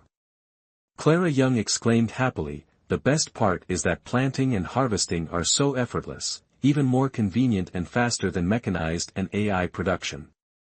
Every 3 to 4 days, she could harvest once, and at this rate, the sweet potatoes in her space would soon pile up like a mountain. Sigh. Why are the people of the Blake family still so slow to make a move? She needed to quickly separate and live independently to earn money. Clara Young was eager to make money, but little did she know there was someone even more eager than her, wanting to find a way to give her money. Thomas Sowell was ordered to secretly protect Clara Young, but she had been staying indoors for days, not stepping outside, leaving him unsure of what to do.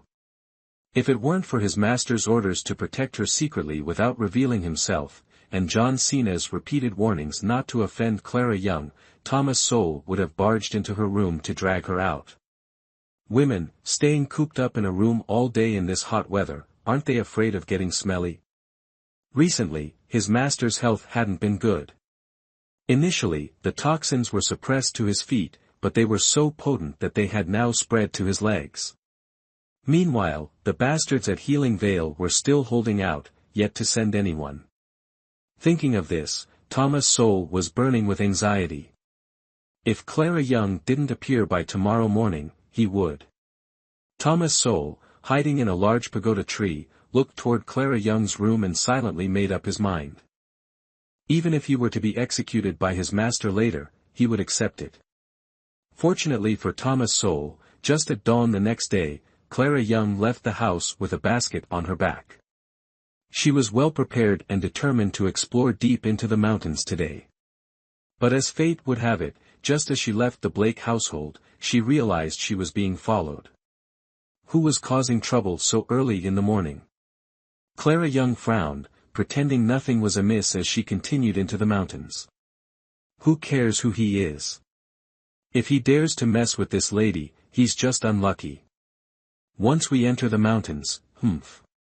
Thomas Sowell thought he had disguised himself well and assumed Clara Young had no martial arts skills, so he let his guard down. As soon as they entered the mountains, he lost track of Clara Young, and while he was distracted, a cold dagger was suddenly pressed against his neck. Thomas Sowell was immediately stunned. How is this possible? Oh dear. An old acquaintance. Clara Young smiled slyly at Thomas Sowell, but the dagger remained firmly against his neck. What kind of martial arts do you practice? Such dark arts. The great hero is really free. Not sleeping early in the morning but following me into the mountains just to ask what martial arts I practice. I must decline such a way of striking up a conversation. Clara Young's smile turned a bit cold. She preferred to deal with smart people. Compared to John Cena, this Thomas Sowell was far inferior. Mrs. Young, I know you like silver, I can give you a lot of it if you sell me more bottles of immortal water. Thomas Sowell didn't want to beat around the bush with Clara Young and got straight to the point.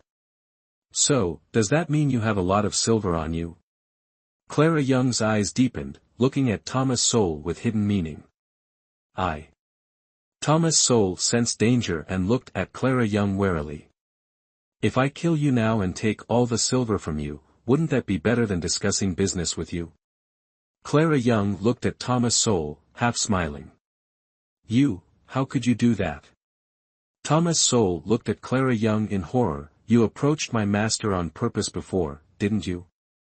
I knew you weren't a good person. Clara Young. Today, I've fallen into your hands, do as you wish. Seeing Clara Young remain silent, Thomas Sowell thought he was right and spoke fiercely. Is this guy out of his mind? Boring. Clara Young put away the dagger, coldly looking at Thomas Sowell. Don't follow me anymore, or next time I won't be so lenient. Thomas Sowell didn't expect Clara Young to let him go, but seeing her about to leave, he quickly blocked her path. Mrs. Young, the immortal water. I do like silver, but I find you annoying and don't want to do business with you. Clara Young rolled her eyes. Just then, a signal flare shot into the sky, and Thomas Sowell's face turned pale as soon as he saw it. Clara Young thought he was about to act, but Thomas Sowell suddenly knelt down. Mrs. Young, Thomas Sowell, am clumsy with words. If I've offended you in any way, I am willing to accept punishment, just please save my master. As long as you save him, my life is yours. Chapter 30, Goodness. Just like Spider-Man. What do I need your life for? Clara Young didn't expect Thomas Sowell, although not very bright, to be quite loyal, and her anger subsided. All right, since he's a patient I've treated before, I'll go take a look. Might as well check his pulse, consider it some practice. Thank you, Mrs. Young. Thomas Sowell couldn't believe Clara Young agreed to his request so easily. It felt unreal, and fearing she might run away, he quickly took her to their residence. The poison in Alexander Red was indeed strong. He couldn't suppress it with his own martial arts. When Clara Young and Thomas Sowell arrived, John Cena was channeling his energy to help suppress the poison. Both of their faces were extremely pale, clearly indicating they were overexerted. Master. Thomas Sowell was in a panic seeing the situation of the two people. Dr. Young. I'm not worthy of being called a doctor right now. Clara Young said as she quickly took out acupuncture needles and inserted them into several acupoints on Alexander Red, sealing them to prevent the poison from invading his organs. Thank you, Mrs. Young. John Cena withdrew his internal energy, helping Alexander Red lie down. He was exhausted, making it difficult to speak, but he still maintained his manners. If you can barely breathe, don't worry about manners. Clara Young waved her hand and pointed at the unconscious Alexander Red. What kind of poison did he get hit with? Well. John Cena hesitated. I'm just a quack doctor, doing acupuncture and pulse reading. If you want me to save someone but keep secrets, don't blame me if I prescribe recklessly. Clara Young said. The master was poisoned with something called jasper. John Cena looked at the unconscious Alexander Red, gritted his teeth, and removed the mask from his face. Mrs. Young, please take a look. Oh my! What is this? His handsome face was covered with crimson veins, with blood surging underneath as if about to burst out. No wonder it was called jasper, it looked like a spiderweb on his face. Mrs. Young, I'm sorry if we scared you. John Cena quickly apologized when he saw Clara Young silent for a long time.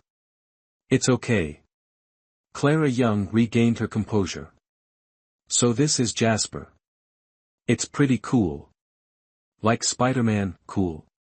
What does that mean? John Cena and Thomas Sowell were puzzled. Mrs. Young, jasper is a rare poison in the world, and no one has been able to cure it yet. The situation is urgent, so John Cena will not beat around the bush anymore. I beseech you to sell us some immortal water to ease the master's pain. John Cena said as he knelt down. Thomas Sowell quickly knelt as well.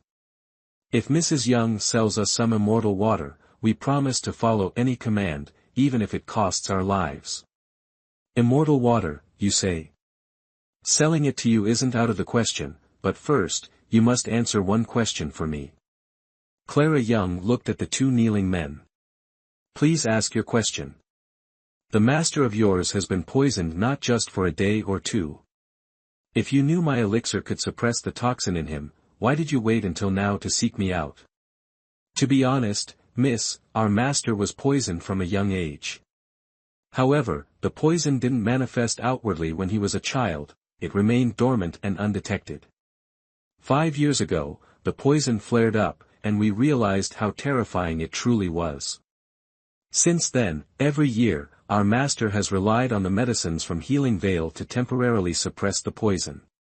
Initially, the poison would act up every 6 months, then every month, and now it occurs every 2 weeks. If it weren't for our master's profound inner strength temporarily suppressing the toxin in his legs, he might have. John Cena recalled the suffering their master endured over the years, and his eyes welled up with tears. Seeing John Cena emotional, Thomas Sowell continued, since the day our master was rescued by you from an assassination attempt, and with your treatment 2 days ago, we know the elixir you provided has a miraculous effect in suppressing the toxin. I intended to seek more from you, even if I had to, but our master stopped me from troubling you. Your master knew that approaching me would be a death sentence, right? You're no match for me, isn't that so? Clara Young couldn't help but tease Thomas Sowell. Miss, our master's heart is as clear as the moon and as vast as the sky. He is not one to disregard others' wishes for personal gain. John Cena hastily defended their master. All right, I accept this explanation. Clara Young waved her hand. She could see that these people were not ordinary. Earlier, she kept her distance to avoid unnecessary trouble. After all, possessing a treasure in a foreign place can invite danger, so she had to be cautious. Fortunately, these people were not evil and didn't resort to robbery despite their predicament, which was quite rare and justified her repeated aid. That elixir. John Cena eagerly looked at Clara Young. Mrs. Young, we will certainly not shortchange you for your medical services. Nonsense. You think a few words will get you something for free? No way. Clara Young glared. Prepare a room for me. Yes. Mrs. Young, please follow me. Thomas Sowell quickly led Clara Young to the next room and promptly placed several small porcelain bottles for the elixir.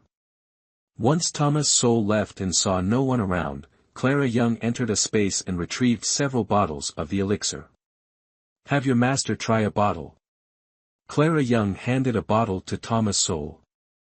Thomas Sowell carefully accepted the elixir, treating it like a treasure, and brought it to their master, opening a bottle for Alexander Red to drink. Mrs. Young, should we perform acupuncture again? John Cena asked anxiously while observing Alexander Red. Wait a moment to see the effect first. Clara Young stepped forward to check Alexander Red's pulse, her eyebrows furrowing unconsciously. Though she was only a beginner in pulse diagnosis, with the help of the divine tree, she had checked many pulses but had never encountered one so chaotic. It seemed the jasper poison was indeed formidable. A martial arts master like this, and yet he's been tormented to such an extent. About a cup of tea later, the bright red veins on Alexander Red's face gradually calmed down. It's working. Truly worthy of the name divine water. Even better than Healing Vale's medicine. Thomas Sowell exclaimed joyfully upon seeing this. Clara Young thought to herself, of course. This is the divine spring left by the ancient immortals. Thank you, Mrs. Young. John Cena expressed his gratitude, attempting to kneel again in respect. Stop kneeling all the time. Clara Young waved her hand dismissively and told Thomas Sowell, give him another bottle to drink, I'll remove the needles, then perform acupuncture as I did the previous 2 times, and that should do it. Yes. Thomas Sowell quickly complied. After Clara Young finished the acupuncture, Alexander Red's pulse finally stabilized. He gradually regained consciousness, saw Clara Young in front of him, and smiled, saying, "Thank you, Mrs. Young, for saving my life." Chapter 31, Another Encounter, No need to be polite, I've already taken the money. Clara Young pointed to the dozen or so bottles next to him. 1 bottle, 100 taels. That's right, Alexander Red glanced at John Cena. John Cena respectfully presented a stack of banknotes. Clara Young didn't bother to check them thoroughly and just accepted them. Mrs. Young, this miraculous water. Seeing Clara Young about to leave with her basket, John Cena quickly asked. With money, everything is negotiable, but... Clara Young made a gesture of zipping her lips. Understand? I understand, we will definitely not reveal this to anyone, John Cena and Thomas Sowell hurriedly assured. Even if Clara Young hadn't reminded them, they wouldn't have disclosed this matter. It concerned their master's life, and if their rivals found out and it brought harm to Clara Young, what would their master do if something happened to her? Clara Young appreciated people who were discreet and smart like John Cena, nodded to Alexander Red, and left. Why was my mask removed? After Clara Young left, Alexander Red noticed something unusual and asked angrily. Mrs. Young wanted to diagnose the master's condition, John Cena quickly explained. Was she frightened? Thinking of the rumors outside, Alexander Red frowned. No, Mrs. Young said the master's face was very cool. Although I don't understand what she meant, her expression at that moment wasn't one of disdain. John Cena was surprised that the master, who usually didn't care about outside rumors, was concerned about Clara Young's opinion. Cool, huh? A hint of confusion appeared in Alexander Red's eyes. Remembering Clara Young's calm demeanor when he woke up, he felt a bit relieved that she wasn't scared. Unexpectedly, there was a woman who saw his face and wasn't frightened. In the past, this face had scared a concubine in his mansion to death, even his mother. Master, there's still no news from Healing Vale. John Cena whispered. No need to wait for them any longer. Alexander Red's eyes flashed with a cold glint. Even if Healing Vale delivers the medicine now, I will not use it. Years ago, his master transferred 30 years of inner strength to him, saying that with his inner power combined with Healing Vale's good medicine, he could extend his life by at least 10 years. However, in recent years, the jasper poison has become increasingly difficult to control, and there might be a conspiracy from Healing Vale involved. His whereabouts were exposed, leading to assassination attempts, and the jasper poison flared up early. The message had been sent for more than half a month, yet Healing Vale showed no response. It seems someone wants him dead. Fortunately, he survived the ordeal, and in this small village, he was lucky to meet Clara Young, who possesses extraordinary skills. If his fate is to be controlled by this poison, he might as well entrust it to Clara Young. At least someone who can say, those who invade my land, no matter how far, will be punished, has more spirit than the petty people at Healing Vale. The master is right. How can Healing Vale's medicine compare to Mrs. Young's divine elixir? John Cena, understanding the master's thoughts, also looked stern. Each pill from Healing Vale is worth a fortune, yet they resort to such despicable means, tarnishing their reputation as healers. From now on, I will protect Mrs. Young as I protect the master, even at the cost of my life. Thomas Sowell, hearing the master's decision to abandon Healing Vale, knew that only Clara Young could save him now and immediately expressed his stance. Clara Young was unaware that the 3 of them had decided to rely on her. Although she currently had food and a large sum of money, she couldn't bring it out for her family to use openly, which left her feeling frustrated. The matter of dividing the family assets had become urgent. This time, after leaving Alexander Red's house, Clara Young did not return home but continued to explore deeper into Grand Manor. She couldn't stay cooped up at home every day, otherwise, the people from East Wing wouldn't have the chance to make a move, even if they had ill intentions. She wanted to see what tricks they might pull. After half a day of walking, Clara Young finally reached the mountainside, collecting quite a few medicinal herbs along the way. As expected, the deeper she ventured into the mountains, the fewer human footprints she saw, and the more abundant the herbs became.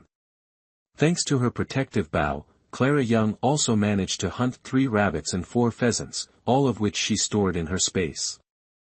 Seeing that it was getting late, Clara Young decided to stop for the day. Although Grand Manor wasn't very high, its vast area and dense forest meant that traversing the entire mountain would take at least 2 to 3 days. There would be plenty of opportunities later, so there was no rush. Clara Young took a sweet potato from her space and began munching on it while heading back. After only a few steps, she heard the growl of a wild beast coming from not far behind her on the right. Curiosity piqued, Clara Young quietly followed the sound, parted the branches, and discovered a fierce battle taking place. A red python, over 10 meters long and as thick as a water barrel, was locked in combat with a tiger. Both the python and the tiger were covered in wounds, with signs of battle scattered around and the air thick with the smell of blood. The python, in particular, had its skin torn by the tiger's claws and was barely breathing, yet it still clung tightly to the tiger's body, refusing to let go despite the tiger's bites. Save my child. Clara Young was about to wait for the 2 beasts to weaken each other before stepping in to reap some benefits when she suddenly heard a desperate cry. She quickly scanned the area, listening intently, but couldn't detect the presence of anyone else. Save my child. The voice echoed again. Clara Young, now on high alert, furrowed her brows and looked back at the giant red snake still entwined with the tiger. She noticed the red snake was looking at her, and inexplicably, Clara Young saw a pleading expression in its eyes. This was unbelievable. Please, save my child. The voice rang out once more, and Clara Young saw tears welling up in the red snake's eyes. Are you the Scarlet Viper? Are you the one speaking to me? Clara Young asked, suppressing her shock and suspicion. It's me. Please save my child. I will surely reward you. The red snake nodded its head towards Clara Young. Clara Young. Heavens! Can she even understand snake language now? The tiger roared furiously, and the exhausted Scarlet Viper was thrown aside, pinned to the ground by a paw. Seeing the tiger about to bite the snake's head, Clara Young snapped into action. Her sleeve, containing a hidden dart, shot out faster than thought, piercing the tiger's head. The tiger let out a pitiful cry, its heavy body collapsing to the ground, dead with its eyes wide open. Thank you. The Scarlet Viper's head weakly moved, then looked toward the cave behind it. Only then did Clara Young notice a bright red snake egg, smaller than a chicken egg, hidden in the grass at the cave's entrance. If not for her keen eyesight, she might have missed it. Please, bring it to me so I can see my child one last time, the Scarlet Viper pleaded, sensing Clara Young's caution. Clara Young, being bold and skilled with her spatial abilities, brought the snake egg to the Scarlet Viper. Chapter 32, Tree of Life, hasn't it become a spirit already? The Scarlet Viper gently nudged the snake egg with its head, eyes full of longing, then pushed the egg toward Clara Young. I entrust my child to you. I don't want to raise a snake, Clara Young replied, recalling the fable of the farmer and the snake, wary of inviting trouble. Drop a drop of your blood on the egg, and when it hatches, it will recognize you as its master and obey your commands. Aren't you afraid I'll cook your child and eat it? Clara Young skeptically asked the Scarlet Viper. I've guarded this place for 300 years. You are the only one who can communicate with me, I know you are extraordinary. This snake has lived for 300 years. Clara Young couldn't believe it. Hasn't it become a spirit already? But a snake that can talk to her is either a monster or something very close to it. In my cave, there's a tree of life. After I die, I'll gift you my gallbladder, just promise to take good care of my child. As Scarlet Viper spoke, its body writhed violently. Clara Young thought it was attacking her and quickly retreated into her space. When Scarlet Viper stopped moving, she discovered a blood-soaked gallbladder beside it. Clara Young. Scarlet Viper was dead, and Clara Young knew the gallbladder was valuable, so she stored it away, along with the tiger's carcass, the Scarlet Viper's body, and the snake egg into her space. The tiger's carcass could be sold for money later, while the large snake's body would be buried at an appropriate time. After organizing everything, Clara Young entered the great snake's cave and indeed found a small sapling inside, though it looked quite different from the tree of life. The sapling was less than a meter tall, with only a few sparse leaves on its branches and a small red flower, barely offering any aesthetic value. Despite its unimpressive appearance, Clara Young didn't doubt the great snake's words. If the snake had truly lived off this sapling for 300 years, it must be extraordinary. She recalled reading novels where various rare treasures were often guarded by fierce beasts, and this situation seemed similar. After digging for a long time with her dagger, Clara Young finally unearthed the intact sapling and brought it into her space. She planned to plant it once the space leveled up. Having been busy for half a day, the sun was setting, and Clara Young dared not linger, so she hurried back. As she entered the village, she saw Daisy Blake waiting anxiously at the entrance.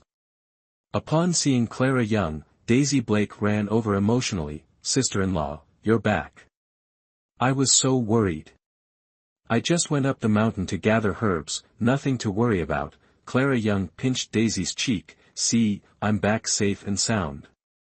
Sister-in-law, you haven't eaten all day, have you? Let's go home quickly, I'll help carry your basket," Daisy Blake said, taking Clara Young's heavy basket of herbs, feeling a pang of sympathy. "Sister-in-law, you've worked hard. Next time you go herb gathering, let me come along to help carry the basket. I'm really fine, don't worry." Clara Young felt warm inside from Daisy Blake's comforting words. The two chatted and laughed as they walked home.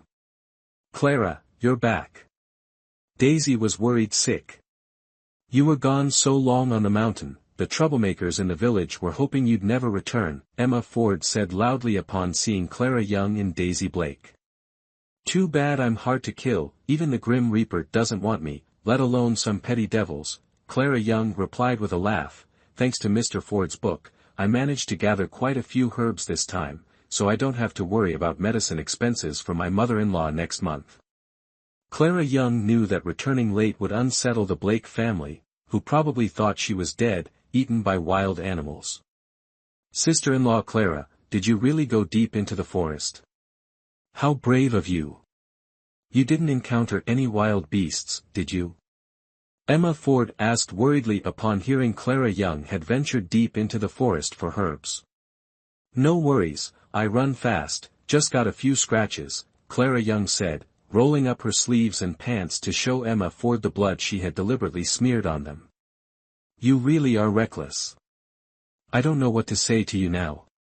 There wasn't any other choice," Clara Young said with a somber face, forcing a smile as she bid farewell to Emma Ford, ignoring the whispers and gossiping eyes of the villagers, and returned to the Blake household. Mrs. Blake and the others in the Blake family were somewhat disheartened upon hearing that Clara Young had returned. Mrs. Blake scowled and cursed, "Why didn't that wench get mauled by wolves? Mother, I've told you, that wench has a strong fate, and she's quite cunning too.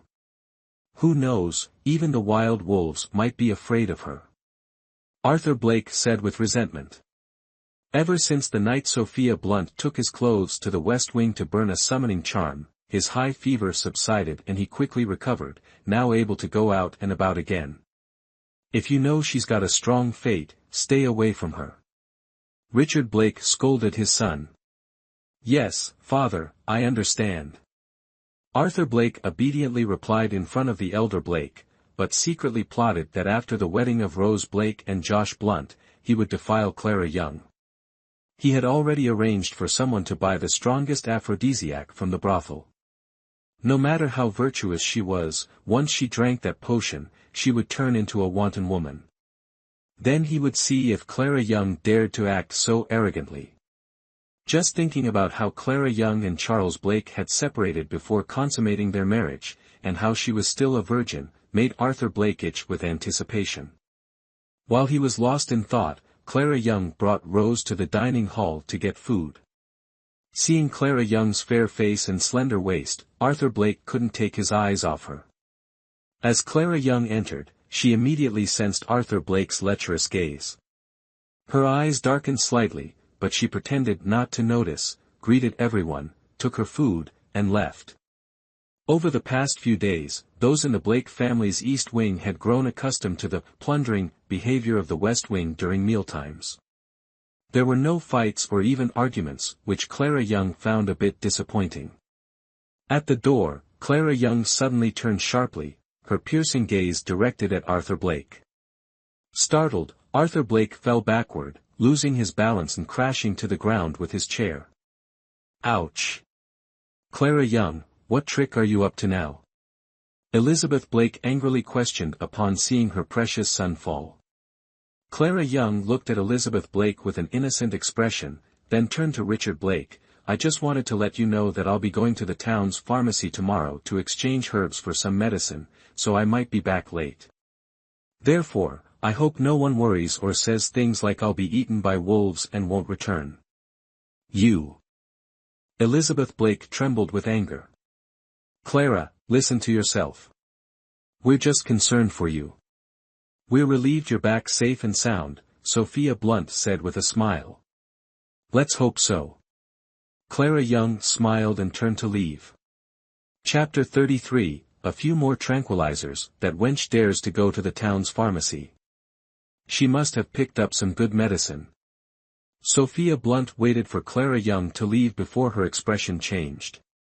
Mother, you manage all our family's money, we can't let the main house do whatever they want, Margaret Lewis said with reddened eyes. Grandmother, how about I accompany sister-in-law Clara to town tomorrow? Laura Blake suggested. The two of us can help each other. Yes, you go with her tomorrow. Elizabeth Blake nodded. Clara Young, that wench, dreaming of keeping the money to herself. Mother. Tomorrow. Sophia Blunt whispered into Elizabeth Blake's ear. Just do as you said, Elizabeth Blake's eyebrows relaxed after listening.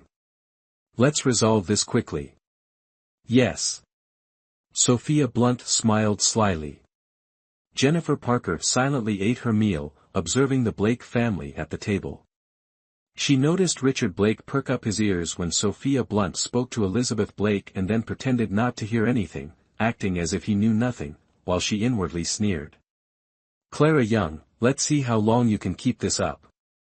Clara Young brought the food back and took out 6 sweet potatoes she had already prepared, telling Daisy to wash them and steam them.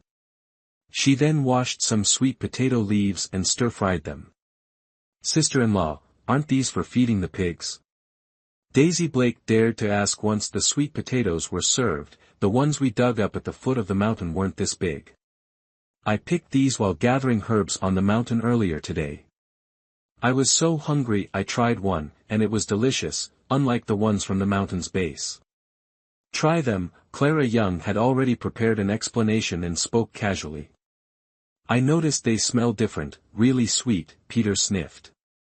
Then give it a try. Clara Young broke a sweet potato in half, blew on it to cool it down, and gave half each to Lily and Peter. Be careful, it's hot. Yum, it's so good. Peter exclaimed happily after taking a bite. Sweet like candy. It's really tasty. Sister-in-law, what is this called? Lily asked, her eyes sparkling. Growing underground, it must be sweet potatoes, right? Clara Young divided the sweet potatoes among everyone and took a bite herself, closing her eyes in enjoyment. The sweet potatoes were fragrant, soft, sweet, and savory. The slightly burnt edges from the pot even exuded oil, filling the air with a delicious aroma. They were truly delightful. Sister-in-law, next time let me go with you, so we can dig up more sweet potatoes to eat. They're much tastier than steamed buns. Daisy Blake said excitedly. Even the sweet potato leaves taste better than boiled vegetables. You just stay home and behave. The deep mountains aren't easy to enter. Clara Young glared at Daisy. If both of us go, who will look after the house? Sister-in-law, I'm still here. Rose Blake chimed in awkwardly, reminding them of her presence. I don't have any issues with you, it's just that you're so gentle and slow in speech that I wouldn't feel comfortable leaving the house under your care, Clara Young said, pinching Rose Blake's cheek lightly. I'm still so useless. Rose Blake blushed and said. Lately, she had been trying to change but still lacked the courage like Daisy, who dared to go to the east courtyard to get food alone. She always needed Daisy to accompany her. Sister-in-law, I can look after the house. I'm the man of the house, Peter said, puffing out his chest. Well then, this man of the house needs to grow up quickly so he can protect us in the future, Clara Young teased Peter with a smile. Sister-in-law, I will do it. Peter confidently pounded his chest. I'll study hard and become a high-ranking official, so no one dares to bully you anymore. Good. Peter has great ambition. I will definitely send you to school. Clara Young knew these words were taught by Emily Green to Peter, and she didn't mind giving Emily Green a few more calming pills.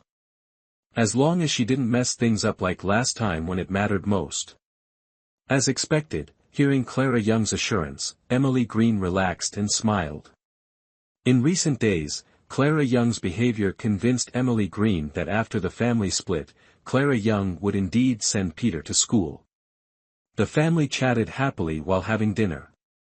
After eating, Clara Young told everyone that she would go to the pharmacy in town the next day to exchange medicine. She then called Daisy Blake aside and whispered a few instructions. Daisy Blake nodded repeatedly, Sister-in-law, don't worry, I know what to do.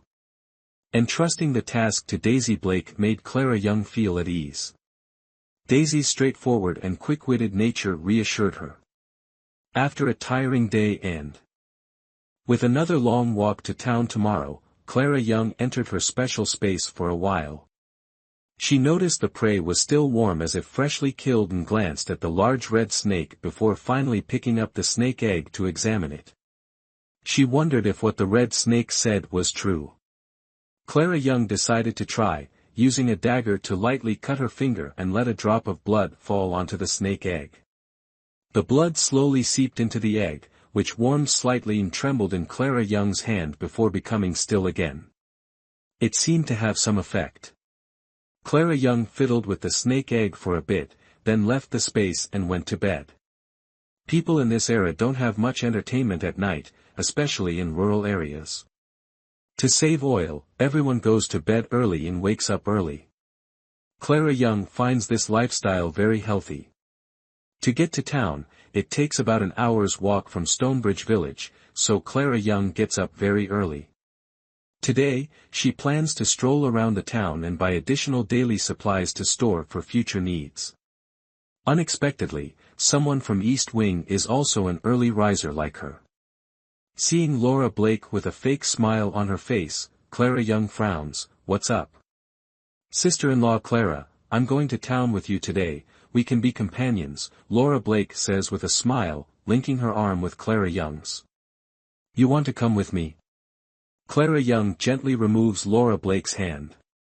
Seeing Laura Blake expecting her to refuse, she suddenly smiles, "Sure. Let's go together. I was worried I wouldn't have anyone to help carry things." "Laura, will you help me?" "Huh? Yes, of course." Laura Blake, who was thinking of ways to persuade Clara Young if she refused, was surprised by her easy agreement and quickly responded. "Then please help me carry this basket." Clara Young unceremoniously handed the basket to Laura Blake. It was obvious that Mrs. Blake had sent her to keep an eye on Clara. Since someone volunteered to be a free porter, why should she be polite? Laura Blake didn't expect Clara Young to treat her like a servant, feeling so angry she was speechless. She wanted to throw the basket down, but remembered Sophia Blunt's instructions from last night, telling her to stick close to Clara Young today, trying to keep her out as long as possible to give time for her plan. Humph. As long as Rose Blake could replace her to marry the fool Josh Blunt, enduring Clara Young once today wouldn't be a problem. Her mother said that once Josh Blunt got married and continued the family line, their family would receive 6 taels of silver as a matchmaking fee. What are you daydreaming about? Hurry up. Clara Young noticed Laura Blake was lost in thought and smirked internally, but pretended not to notice and called out. Sigh. The acting of these people is really exasperating. With just one glance, Clara Young could see through their dishonest intentions, finding it all quite dull. Being unbeatable is truly a lonely feeling. On the road, with someone helping to carry the basket, Clara Young felt much more at ease. She walked very quickly, constantly urging Laura Blake to keep up, which made Laura Blake so angry she could almost burst into flames. When they finally reached the town, Laura Blake was exhausted, leaning against a tree and refusing to go any further. Sister-in-law, I'm exhausted, let's rest for a bit. You've only walked a little and you're already tired, Laura, that's not good. Look at me, I've walked this far and haven't even broken a sweat.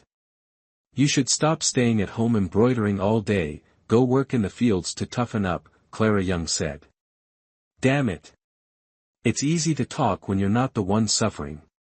Laura Blake gritted her teeth in anger, wanting to slap Clara Young, but had to hold back. Sister-in-law, let's just rest for a bit, let me catch my breath. Why don't you rest here, and I'll take the medicine to the pharmacy myself, Clara Young said, picking up the basket from the ground. Laura Blake, hearing Clara Young suggest leaving her behind, immediately became alert. Sister-in-law, I'll go with you, the town is crowded, it wouldn't be good if we got separated. Aren't you too tired to continue?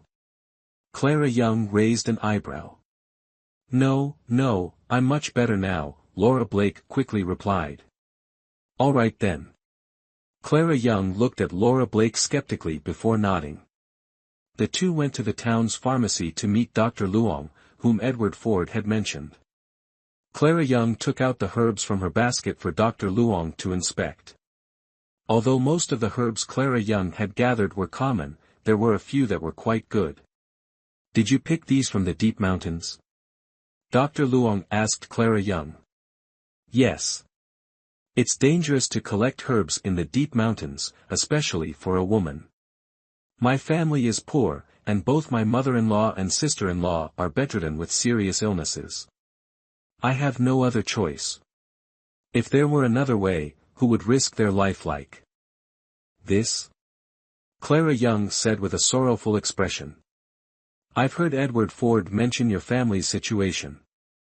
I'll take all these herbs. If you have more in the future, feel free to bring them. Altogether, I'll pay you 5 taels of silver. Thank you, Dr. Luong. Clara Young said gratefully, then took out a prescription. This is the prescription Dr. Ford wrote for my grandmother. I'd like to fill it for 2 months, please. All right. Dr. Luong waved over his apprentice to prepare the medicine for Clara Young. After completing the task, he handed her the 2 taels of silver in change. Clara Young thanked Dr. Luong, took the medicine, and pulled on Laura Blake, who was standing in a daze. Sister-in-law Clara, you actually sold those herbs for 5 taels of silver. Laura Blake looked at Clara Young in disbelief, her voice high-pitched, am I seeing things? Yes, although it's dangerous in the deep mountains, there are many valuable herbs.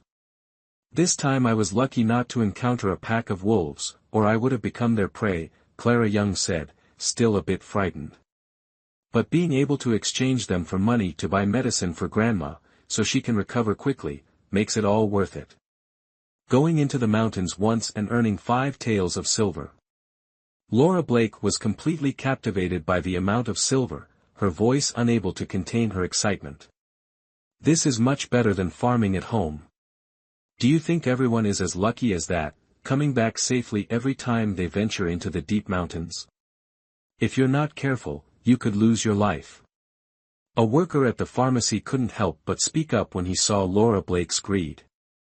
No, I meant that sister-in-law is really amazing, earning 5 taels of silver in one trip. Laura Blake quickly corrected herself, realizing her slip of the tongue. Filial piety is a good thing. The shopkeeper rolled his eyes and went back to work.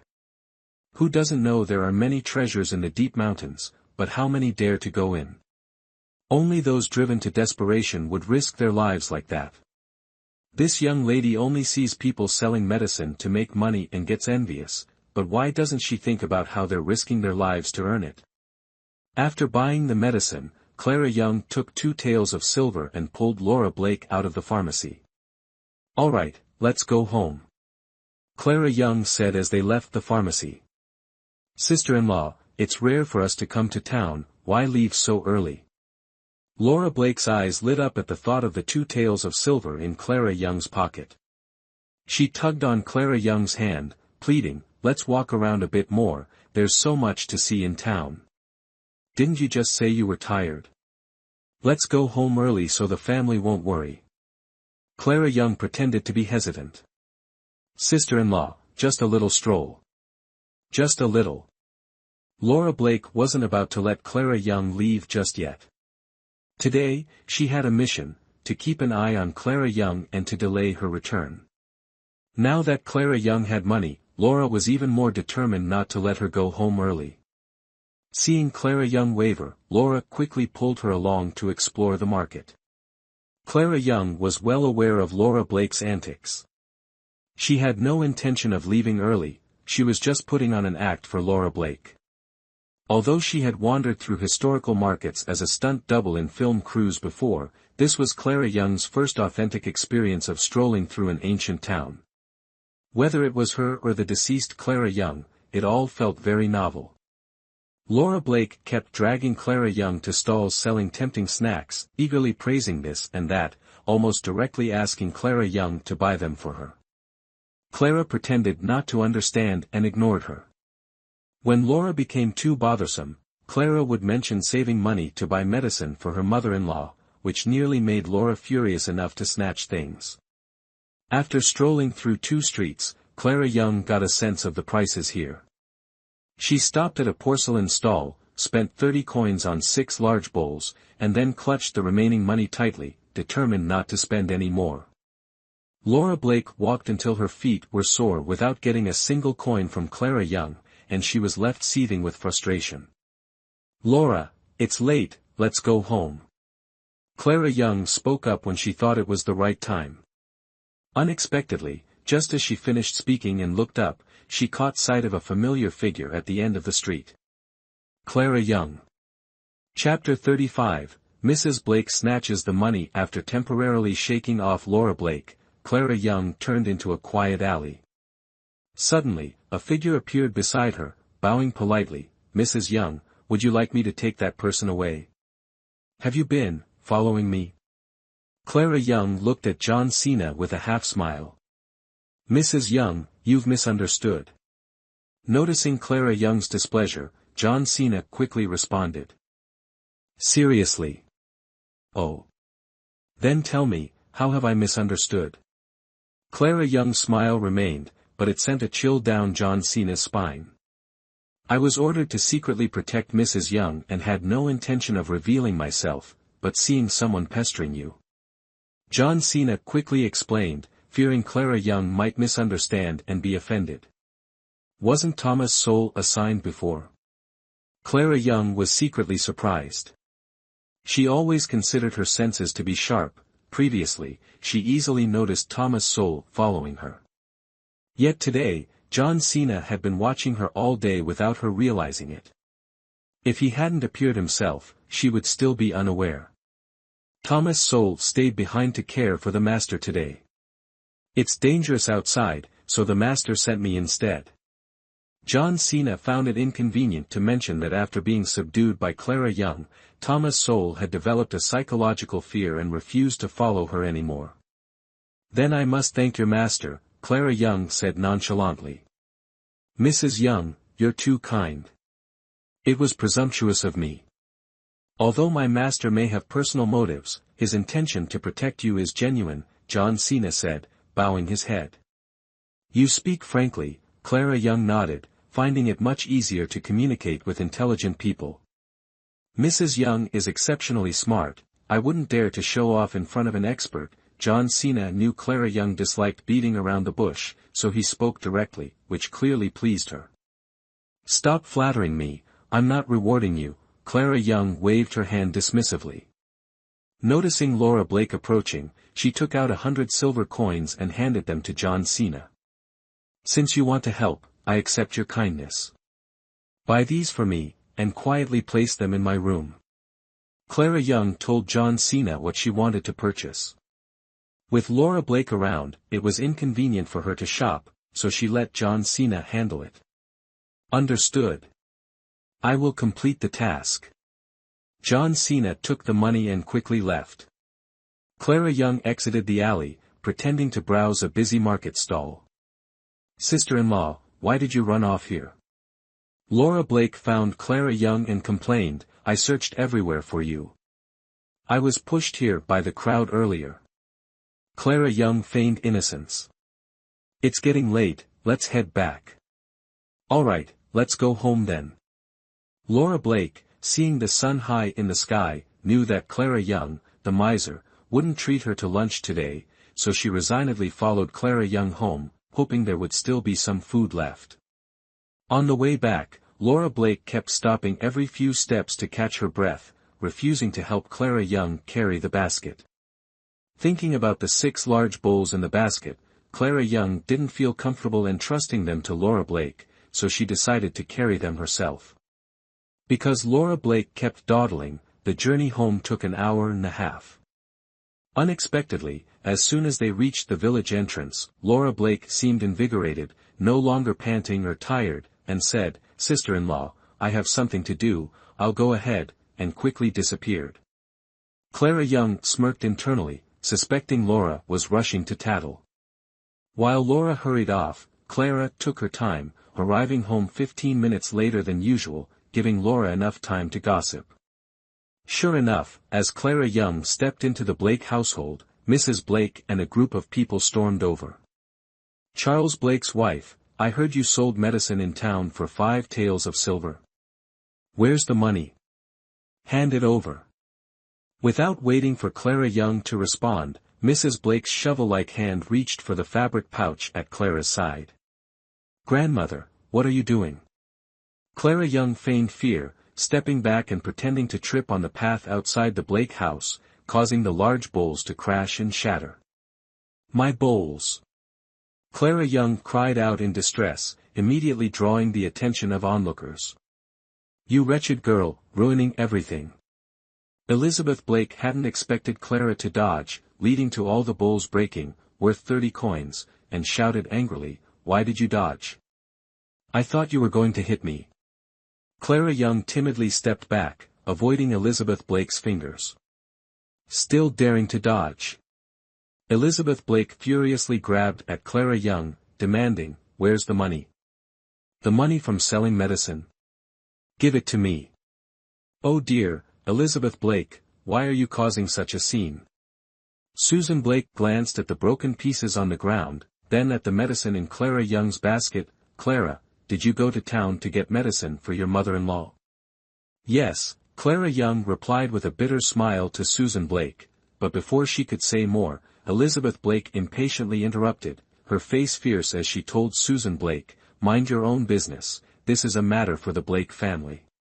It's only natural for the family's earnings to be handed over to me, isn't that how all families work? Hearing this, Susan Blake wanted to defend Clara Young but didn't know how to respond. Indeed, it was customary for family earnings to be